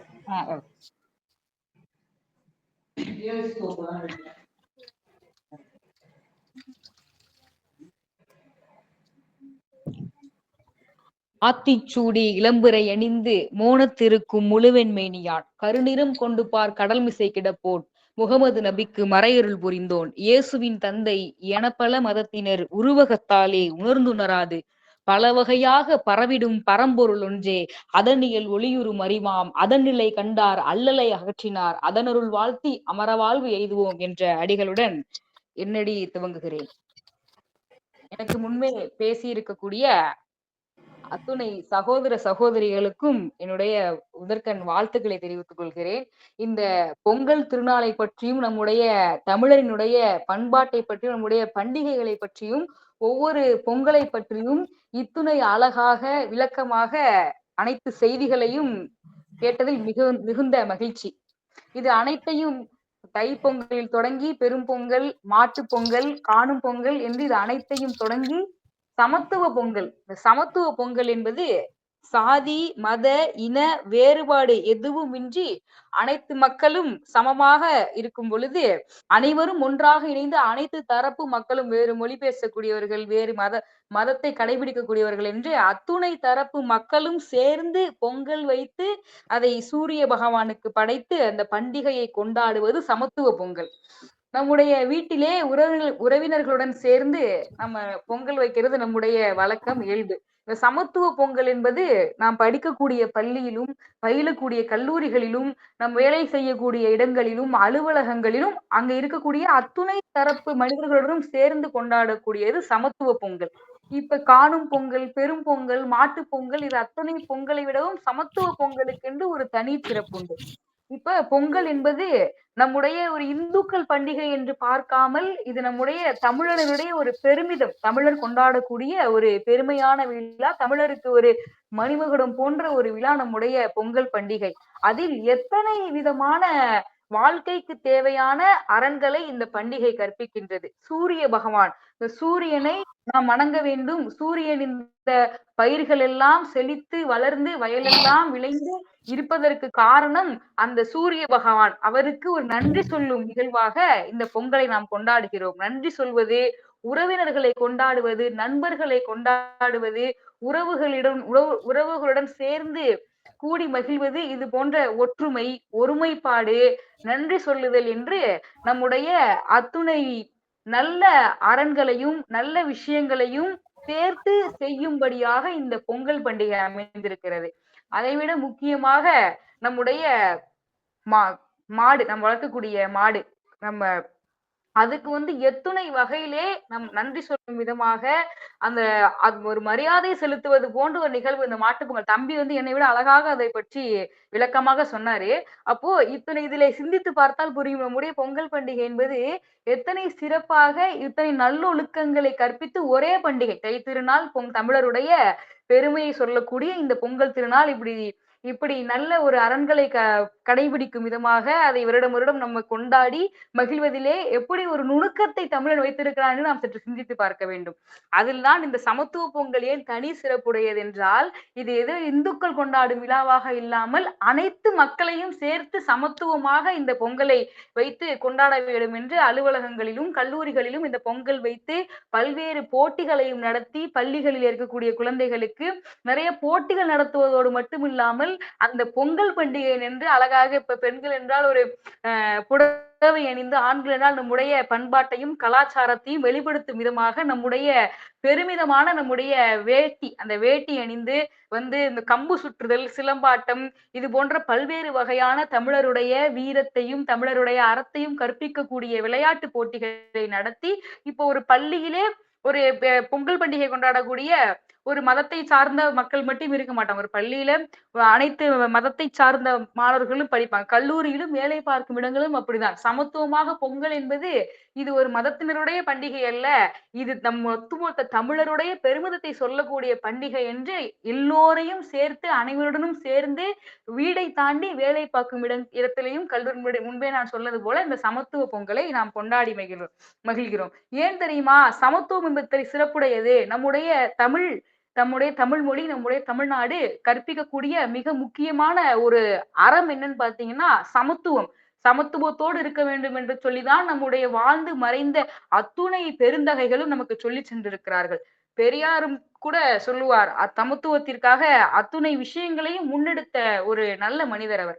அவர் சமத்துவத்திற்காக எத்தனை பேசியிருப்பார். நம்முடைய அம்பேத்கர், இன்னும் பல்வேறு தலைவர்கள் சமத்துவத்தை நமக்கு மீண்டும் மீண்டும் மீண்டும் கற்பித்து சென்றிருக்கின்றனர். அப்போ சமத்துவம் என்பது நம்முடைய தமிழர் பண்பாட்டிலே ஒரு மிகச்சிறந்த அறமாக நான் பார்க்கிறேன் சமத்துவத்தை. இப்போ நிறைய சமத்துவமின்மை நிறைய இடங்கள்ல பார்க்க முடியுது. ஒரு கவிஞர் கூட எழுதியிருப்பாரு, ஓடும் உதிரத்தில் வழிந்தோடும் கண்ணீரில் தேடி தேடி பார்த்தாலும் சாதி தெரிவதுன்னு சொல்லி எழுதியிருப்பாரு. அந்த மாதிரியான வேறுபாடுகள் எதுவுமே இன்றி, ஒரு ஜாதி வேறுபாடோ, ஒரு இன வேறுபாடோ, ஒரு மொழி வேறுபாடோ, இது அத்துணையும் கலைந்து நாம் அனைவரும் சேர்ந்து சமத்துவமாக நாம் வேலை செய்யும் இடங்களிலே ஒரு பொங்கலை கொண்டாடி மகிழ்வதற்காக இப்பேற்பட்ட ஒரு சிந்தனை தமிழனுக்கு மட்டும்தான் இருக்கும்.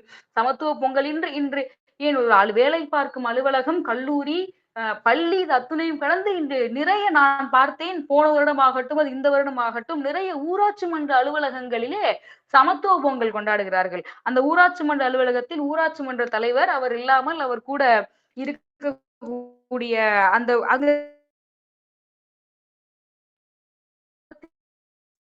சரி சமத்துவமாக அந்த பொங்கல் விழாவை பொங்கல் வைத்து இறைவனுக்கு படைத்த அனைவரும் சேர்ந்து உண்டு மகிழ்ந்து ஒரு ஒற்றுமை நிலைநாட்டுவது இந்த சமத்துவ பொங்கல். எனக்கு பெரும் மகிழ்ச்சி அளித்தது. நான் போன முறை பார்த்த அந்த ஊராட்சி மன்ற அலுவலகங்களே எல்லா தரப்பு மக்களும் சேர்ந்து பொங்கல் வைத்தது. அது போன்ற நிறைய அரசியல் கட்சிகளிலும் கூட நான் அரசியல் பேசவில்லை, சொல்கிறேன். அரசியல் கட்சிகளிலும் கூட இந்த வாட்டி எங்கள் கட்சியினுடைய சமத்துவ பொங்கல் சொல்லி எல்லாரையும் சேர்த்து கொண்டு ஒரு பொங்கல் விழா நடத்தியதை நான் போன வருடம் அதற்கு முன்பும் கூட நான் பார்த்தேன். அப்ப இப்ப எல்லா பொங்கலும் நம்முடைய தமிழருடைய பண்பாடு அறம் வீட்டுல கொண்டாடுற பொங்கலை பத்தி எல்லாரும் அழகா பேசினாங்க. அப்ப சமத்துவ பொங்கல் என்பது தனிச்சிறப்புடையது என்று திரும்ப திரும்ப நான் சொல்வதற்கு காரணம், அது அனைவரும் சேர்ந்து எல்லாரும் சேர்ந்து செய்யறது. நம்ம மீண்டும் மீண்டும் சொல்றது, பொங்கல் என்பது ஏதோ இந்துக்களுக்குரியது கிடையாது. பொங்கல் என்பது நம்முடைய தமிழர்களுடைய பெருமிதம். அத்தனை அரண்களை சொல்லக்கூடிய ஒரு விழா. என்னை கேட்டால் இந்த மற்ற திருவிழாக்களை விட, தீபாவளி இது போன்ற பண்டிகைகளை விட, இந்த உழவு செய்யக்கூடிய உழவரை போற்றி இறைவனை போற்றி நமக்கு அத்துணை வகையிலும் உதவுகின்ற நம்முடைய கோமாதா நம்ம வளர்க்கக்கூடிய மாடுகளுக்கு மரியாதை செய்யும் விதமாக கொண்டாடக்கூடிய இந்த பொங்கல் பண்டிகை தமிழனின் வாழ்வியலுக்கு தேவையான அத்தனை தகவலிலும் ஒரு பண்டிகையிலே சொல்லி சென்றிருக்கக்கூடிய பண்டிகை. அதை சமத்துவமாக அனைவரையும் இணைத்துக் கொண்டு நாம் கொண்டாடுகிறோம் என்பது நம்முடைய பெருமிதம். பொங்கலிலே மட்டுமல்ல, இந்த சமுதாயத்தில் இருக்கக்கூடிய மக்களுக்கு அத்துணை தரப்பிலுமே சமத்துவம் என்பது வேண்டும். அது அனைத்து இடங்களிலும், பள்ளியில், கல்லூரியில், வேலை பார்க்கும் இடங்களிலே எந்த இடமாக இருந்தாலும் சமத்துவம், சகோதரத்துவம் இதுதான் நம் தமிழனுடைய ஒரு முக்கியமான அறம் என்னை பொறுத்தவரையில். எனவே இந்த சமத்துவ பொங்கல் இதை நாம் கொண்டாடுகிறோம், ஒரு தமிழனாக இருக்கிறோம் என்று நினைக்கும் பொழுதே ஒரு பெருமிதம் நம் மனதிற்குள்ளே தோன்றும். அந்த பெருமிதத்துடன் பெரும் பொங்கலை தொடங்கி காணும் பொங்கல், மாட்டு பொங்கல் என்று அத்துணை விழாவையும் அனைவரும் சிறப்பாகவும் மகிழ்ச்சியுடனும் கொண்டாடி சமத்துவ பொங்கலிலே எல்லோரையும் நம்முடன் இருக்கக்கூடிய அனைத்து தரப்பு மக்களையும் அரவணைத்து நாம் அனைவரும் சமம் அப்படிங்கிறத வெளிப்படுத்தி அந்த உணர்வோடு சமத்துவ பொங்கலையும் மகிழ்ச்சியாக நாம் கொண்டாடி வருகிறோம். எனவே அனைவருக்கும் அத்தனை நல்லுள்ளங்களுக்கும் நம்முடைய தமிழிடம், நம்முடைய தமிழகம் பசுவிற்கும் புறாவிற்கும் ஏன் தாவரத்திற்கும் கூட சரிநீதி கொடுத்த சமூகம் அல்லவா இது.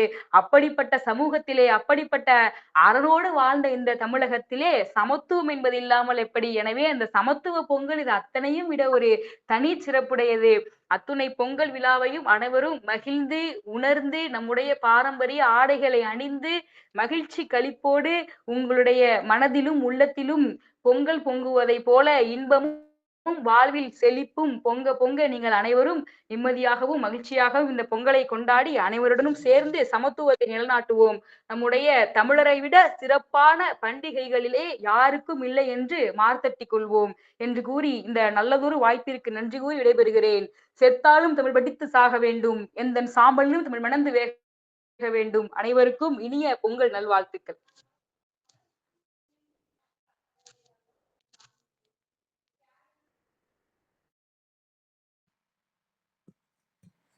இறுதி பேச்சாளரா வந்து செல்வி லோகநாயகி அவர்கள் பாத்தீங்க அப்படின்னா ஆரம்பத்திலிருந்து இறுதி வரை வந்து ஒரு பட்டாசா வந்து வெடிச்சுட்டு போயிருக்காங்க. ஆரம்பத்துல சொன்ன அந்த சமத்துவ கவிதையை பாத்தீங்க அப்படின்னா அவங்களோட சமத்துவ பொங்கல்லாம் என்ன அப்படிங்கிறதுக்கு ஒரு மிகப்பெரிய உதாரணமா வந்து அந்த கவிதையை அமைஞ்சிருச்சு அப்படின்னு நம்ம சொல்லலாம். சமத்துவ பொங்கல் அப்படிங்கிற பேரை கேட்கும்போது தெரிஞ்சிருக்கும் எல்லாத்துக்கும் இந்த பொங்கல் அப்படிங்கிறது வந்து பாத்தீங்கன்னா சமமானது. அதுக்கு உதாரணங்கள் பாத்தீங்க அப்படின்னா பள்ளிகளாகட்டும், கல்லூரிகளாகட்டும், இப்போ வேலை செய்யற இடங்கள் ஆகட்டும், என் பொது இடங்கள்லயுமே பாத்தீங்க அப்படின்னா சமத்துவ பொங்கல் அப்படின்னு தனியாவே சொல்லி பாத்தீங்க அப்படின்னா பொங்கல் வைத்து எல்லா மதத்தினரும் எல்லா இனத்தினரும் எந்த ஒரு பாகுபாடுமின்றி பொங்கலை வந்து கொண்டாடிட்டு வந்துருக்காங்க. அதுதான் வந்து பாத்தீங்கன்னா சமத்துவ பொங்கல் அப்படின்னு நம்ம சொல்றோம். எம்மதமும் சம்மதம், இந்நாட்டவர்க்கும் வந்து இந்த பொங்கல் வந்து உரியது, தமிழருக்கு நம்ம வந்து சொல்றோம். ஆனா பாத்தீங்க அப்படின்னா பல கல்லூரிகள்ல பல நிகழ்வுகள்லயே வந்து பாத்தீங்கன்னா வெளிநாட்டவர்களும் வந்து பாத்தீங்க அப்படின்னா நம்ம பொங்கலை வந்து ரசிச்சு அவங்களும் வந்து நம்ம அவங்களும் வந்து வேட்டி சட்டை போட்டு சேலைகள் அணிந்து நம்ம தமிழர் பாரம்பரியத்துல வந்து பாத்தீங்கன்னா பொங்கல் கொண்டாடின தருணங்களும் வந்து பாத்தீங்கன்னா நிறைய வந்து இருக்கு. அந்த மாதிரி உலக அளவில் எல்லாத்துக்கும் சமமா வந்து அந்த பொங்கலை கொண்டாடணும், எல்லாரும் கலந்து கொண்டாடுற பொங்கல் தான் வந்து சமத்துவ பொங்கல் அப்படிம்பாங்க. திருப்பூர்ல வந்து பாத்தீங்கன்னா பிரம்மாண்டமா வந்து கிட்டத்தட்ட ஒரு 100 பொங்கல் பொங்கல் பொது நல அமைப்புகளே சேர்ந்து பாத்தீங்க அப்படின்னா சமத்துவ பொங்கல் அப்படிங்கிறத தனியாவே கொண்டாடுவாங்க.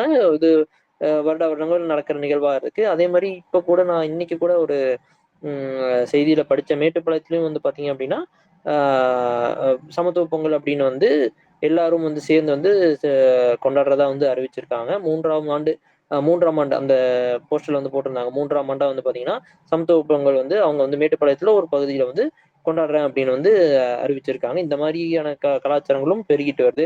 கல்லூரிகள் ஆகட்டும், கல்லூரிகள் பொங்கல்கள் எடுத்துக்கிட்டேன் அப்படின்னா பாத்தீங்க அப்படின்னா தைப்பொங்கல், மாட்டுப்பொங்கல், காணும் பொங்கல் எல்லாத்தையும் எல்லா நாள்லயும் நடக்கிறது வந்து பாத்தீங்கன்னா ஒரே நாள்ல பொங்கலுக்கு முன்னாடியே வந்து கல்லூரி பள்ளிகள்ல வந்து செஞ்சுறாங்க. அதாவது சிலம்பாட்டம் ஆகட்டும், வழுக்கு மரம் ஏறுதல், முக்கியமா வந்து பாத்தீங்கன்னா உரியடி வந்து பொங்கல் அப்படிங்கும்போது உரியடி வந்து ரொம்ப முக்கியமா இருக்கும். அதே மாதிரி மாணவர்கள் எல்லாம் வந்து பாத்தீங்கன்னா வேட்டி சட்டை போட்டு, மாணவிகள் வந்து சேலைகள் கட்டி வந்து பாத்தீங்க அப்படின்னா எல்லா பொங்கல் வைத்து இப்ப கொண்டாடுற கொண்டாட்டங்கள் வந்து எல்லா கல்லூரியிலும் இப்ப வந்து பள்ளிகள்லயும் வந்து பாத்தீங்கன்னா முன்னெடுப்பு செஞ்சிருக்காங்க.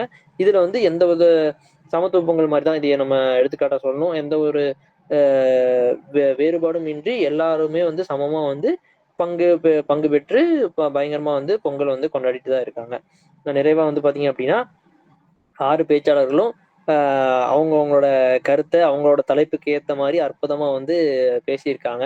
உண்மையை சொல்லணும் அப்படின்னா ஒவ்வொரு பேச்சும் வந்து ஒவ்வொருத்தங்களது கம்பேர் பண்ணும்போது ஒவ்வொன்று பெருசாக தான் தெரிஞ்சிட்டு இருக்கு. எதுவுமே வந்து நம்ம இவங்க தான் பெருசு அப்படிங்கிற சொல்ற அளவுக்கு இல்லை. அவங்கவுங்க தலைப்புக்கு அவங்கவுங்க பொருத்தமா அழகா எப்படி பாட்டங்கள் ஆகட்டும், எப்படி உதாரணங்கள் சொல்றது, எப்படி கதைகள் சொல்றது, எந்தெந்த நிகழ்வுகளை வந்து எடுத்துக்காட்டுகளா சொல்றது அப்படின்னு அவங்க 6 தலைப்புக்கும் பொருத்தமான பேச்சாளர்கள் 6 விஷயத்த பத்தியும் வந்து பாத்தீங்கன்னா அழகா வந்து எடுத்துரைத்திருக்காங்க அப்படின்னு தான் நம்ம சொல்லணும்.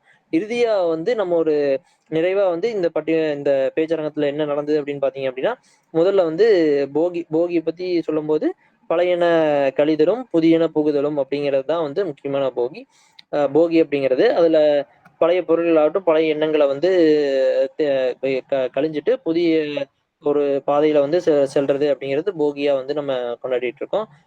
நம்ம இதுக்கு உதாரணம் சொல்லணும் அப்படின்னு பாத்தீங்கன்னா, நம்ம வந்து என்னதான் பழைய பொருட்களா இருந்தா அதை வந்து ஈஸியா தூக்கி வீசிடலாம், இல்லை எரிச்சிடலாம், அந்த மாதிரி பண்ணிட முடியும். அதே மாதிரி எண்ணங்களை எரிக்கிறது இல்லை எண்ணங்களை வந்து கொண்டு போறது அப்படிங்கிறது வந்து பாத்தீங்க அப்படின்னா அதுதான் வந்து மிகப்பெரிய சவாலான விஷயமா இருக்கும். நம்ம உடல்களை வந்து வலிமையாக்கணும் அப்படின்னு பார்த்தீங்கன்னா நல்லா சாப்பிட்டு உடற்பயிற்சி எல்லாம் செய்கிறோம். உடற்பயிற்சி கூடத்துக்கு போய் நல்லா உடற்பயிற்சி செய்கிறோம். அந்த மாதிரி பண்ணும்போது உடல் வந்து வலிமை பெறும். அதே மாதிரி அறிவுக்கும் பார்த்தீங்க அப்படின்னா நிறைய வந்து பாடங்கள் கேட்கறது, நிறைய படிக்கிறது, நிறைய வாசிப்பு மூலமா வந்து நம்மளோட அறிவையும் மூளையையும் வந்து நம்ம மெருகேற்றிக்க முடியும். ஆனா மனசை வந்து நம்ம எண்ணங்களை வந்து நெகட்டிவ் எண்ணங்களை வெளியே கொண்டு போயிட்டு பாசிட்டிவ் எண்ணங்கள் கொண்டு வரணும். மனசை வந்து நம்ம வலுவா வச்சுக்கணும் அப்படின்னா அதுக்கு ஒரு முக்கியமான வழி பார்த்தீங்க அப்படின்னா அரித்துயில். அதாவது எல்லாரும் தியானம் அப்படின்னு சொல்லுவாங்க. தியானம் அப்படிங்கிறது வந்து தமிழ் வார்த்தை கிடையாது. அதுக்கான தமிழ் வார்த்தை அப்படின்னு கேட்டீங்கன்னா அரித்துயில். அந்த அரித்துயில் செய்யும் போதுதான் வந்து பாத்தீங்க அப்படின்னா உங்களோட மனசோட வலிமை, உங்களோட மனசை வந்து ஒழுங்குபடுத்துதல் அப்படிம்பாங்க. எப்படி வந்து ஃபோக்கஸா வந்து உங்க மனசை வந்து வச்சுக்கிட்டீங்க அப்படிங்கிறது அந்த அரித்துயில் செய்யும் போதுதான் வந்து உங்களுக்கு தெரியும். ஒன்றும் இல்லை, நிதானமா உட்காந்து எல்லாத்தையும் ரிலாக்ஸா உட்காந்து நீங்க வந்து உங்களோட ஆள் மனசை மட்டும் உங்க இதயத்தை மட்டும் கவனிக்கணும். ஒரு 1/2 மணி நேரம் இதை வந்து சும்மா ட்ரை பண்ணி பாருங்க. அப்படி பண்ணி பார்க்கும்போது பார்த்தீங்க அப்படின்னா உங்களோட எண்ணங்கள் எங்கெங்கெல்லாம் போகுது, நீங்க வந்து ஜஸ்ட் உட்காந்துருக்கீங்க, உங்க மனசை மட்டும்தான் ஃபோக்கஸ் பண்ணணும், கான்சென்ட்ரேட் பண்ணணும்னு உட்காந்துருக்கும் போது உங்களோட ஒரு 1/2 மணி நேரம் உட்கார்ந்து பாருங்க. உட்கார்ந்து பார்க்கும்போது அந்த எக்ஸ்பெரிமெண்ட்டே வந்து பார்த்தீங்கன்னா உங்களுக்கு ஒரு ரிசல்ட் கிடைக்கும். அப்பதான் வந்து பார்த்தீங்கன்னா உங்க மனசு வந்து எப்படியெல்லாம் அலைப்பாயுது, எந்த அளவுக்கு உங்க கண்ட்ரோல் இல்லை அப்படிங்கிறது தெரிய வரும். அதை வந்து உங்க கண்ட்ரோலுக்குள்ள கொண்டு வரணும் அப்படின்னா அந்த தியானங்களை ரெகுலரா பண்ணும்போது தான் வந்து பார்த்தீங்க அப்படின்னா உங்களோட மனசை வந்து கண்ட்ரோல் பண்ண முடியும். அப்படி இருக்கும்போது தான் இந்த உங்களோட கெட்ட எண்ணங்கள், தீய எண்ணங்கள், மறதி, பழைய நிகழ்வுகள் எல்லாத்தையும் மறக்கறதுக்கான ஒரு இதா வந்து அந்த அரித்துயில் அப்படிங்கிறது கண்டிப்பா ஒரு பயிற்சியா இருக்கும். 2வது இராணுவ பொங்கல். அதுவும் வந்து பாத்தீங்கன்னா ஒரு மாறுபட்ட பார்வையில தான் செல்வி யாழினி அவர்கள் பேசியிருக்காங்க அப்படின்னே சொல்லணும். புதிய விஷயங்கள், நிறைய தெரியாத விஷயங்கள் வந்து அது மூலமா தெரிய வந்தது. அதாவது KM கரியப்பா அவர்களோட பிறந்த நாளை வந்து இங்க வந்து அதை முன்னிட்டு தான் வந்து பாத்தீங்கன்னா ஜனவரி 15ஆம் தேதி வந்து இராணுவ பொங்கல் அப்படிங்கிறத கொண்டாடுறோம்.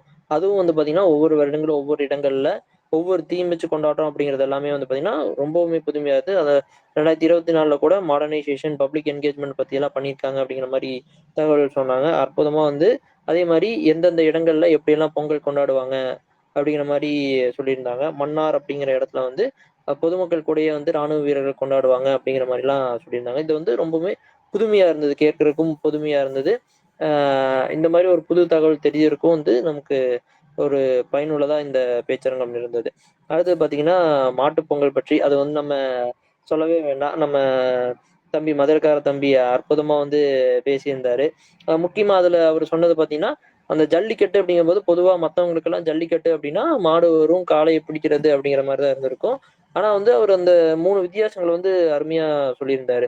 ஜல்லிக்கட்டு, மஞ்சு விரட்டு, ஃபர்ஸ்ட் வந்து ஏறு தழுவுதல்னா நார்மலா நம்ம பாக்குற டிவிகள் எல்லாம் பாக்குற ஜல்லிக்கட்டு. வாடிவாசல் மூலமா காளைகளை வந்து திறந்துடுவாங்க. ஒவ்வொருத்தரா வந்து போய் வந்து அந்த காளையோட திமிலை பிடிச்சு இது பண்றது வந்து அந்த ஏறு தழுவுதல் அப்படிம்பாங்க. அடுத்தது வந்து மஞ்சு விரட்டு அது சொல்லியிருந்தாரு. அதுல வந்து மாடு காளைய வந்து விட்டுருவாங்க. எத்தனை பேர் வேணாலும் புடிச்சுக்கலாம். அது வந்து எங்கிருந்து வேணாலும் வரும் அப்படிங்கிற மாரி இருக்கிறது அ மஞ்சு விரட்டு. 3வது வட மஞ்சு விரட்டு அப்படின்னு சொன்னாருன்னு நெனைக்கிறேன். அது வந்து பார்த்தீங்கன்னா, ஆ ஒரு அ உரல்ல வந்து குத்தி அதுல வந்து கயிற கட்டி விட்டுருவாங்க. இன்னொரு கயிறோட இன்னொரு பக்கத்த மா காளையில கட்டியிருப்பாங்க. அந்த காளைய வந்து சுத்திட்டே இருக்கும்போது, அதை வந்து அ க இளைஞர்கள் போய் பிடிக்கிறது தான் வந்து பார்த்தீங்கன்னா, வட மஞ்சு விரட்டு அப்படிங்கிற மாரி சொல்லியிருந்தாரு. ஸோ இதெல்லாமே வந்து பார்த்தீங்கன்னா, ரொம்பவுமே புதுசா இருந்தது. அவர் மாட்டுப் பொங்கல் பற்றி பேசினது மட்டும் இல்லாம, தைப்பொங்கல பத்தியும் தை பிறந்தால் வழி பிறக்கும்னா, அதுக்கு என்ன காரணம்? யாருமே வந்து 6 பேச்சாளர் இருக்காங்க. தைப்பொங்கல பத்தி பேசல. அதான் வந்து முதல் பொங்கல். அதை பத்தியும் வந்து பார்த்தீங்கன்னா, அவரே வந்து எல்லாத்துக்கும் புரியிறபடி எளிமையா அவரு மாட்டுப் பொங்கல் பத்தி பேசும்போதே, தைப்பொங்கல பத்தியும் வந்து அற்புதமா சொல்லிட்டாரு. அடுத்தது 4வது பேச்சாளர் வந்து பார்த்தீங்க அப்படின்னா, உழவர் திருநாள பத்தி திருமதி சுசீலா அவர்கள் வந்து பேசியிருந்தாங்க. அற்புதமா ஒரு மாறுபட்ட சிந்தனையில, அவங்களோட மாறுபட்ட பார்வையில, எப்படி வந்து உழவர் திருநாள பத்தி பேசுறது மட்டும் இல்லாமல், எப்படி வந்து அ உழவர்களுக்கு பயனுள்ளதாக அரசியலும், அறிவியலும் சேர்ந்து என்னென்ன வழிகள் பண்ணலாம்? அப்படி பண்ணும்போது என்னென்ன பயன்பாடுகள் இருக்கும்? அப்படிங்கிற ஒரு மாறுபட்ட கருத்த வந்து பேசியிருந்தாங்க. இதுவும் வந்து ரொம்ப பயனுள்ளதா இருந்தது. அடுத்தது 5வதா காணும் பொங்கல் பற்றி செல்வி அனுசுயா அவர்கள் பேசியிருந்தாங்க. சொந்தங்கள் போய் பார்க்கறது, இப்ப காணும் பொங்கலப்ப கும்மி அடிக்கிறது, அது அது மட்டும் இல்லாம எப்படி நீர்நிலைகளுக்கெல்லாம் பொதுமக்கள் போவாங்க அப்படிங்கிறது எல்லாமே வந்து பார்த்தீங்கன்னா, காணும் பொங்கலோட சிறப்புகள் எல்லாமே வந்து செல்வி அனுசுயா அவர்கள் பேசியிருந்தாங்க. அ இறுதியா வந்து எல்லாமே கலந்த மாரி சமத்துவ பொங்கல் அப்படிங்கிறது வந்து கொண்டாடிட்டு இருக்கிறது. பள்ளிகளாகட்டும், கல்லூரிகளாகட்டும் எல்லாத்துலயுமே வந்து எப்படியெல்லாம் பேசிட்டு இருக்காங்க, எப்படியெல்லாம் பொங்கலை வந்து முன்னெடுத்து நடத்துறாங்க அப்படிங்கிறது சமத்துவ பொங்கல்ல வந்து வந்தது. இதை வந்து அழகா செல்வி லோகநாயகி அவர்கள் வந்து அவங்களோட எதார்த்தமான பேச்சுல வந்து பேசியிருந்தாங்க.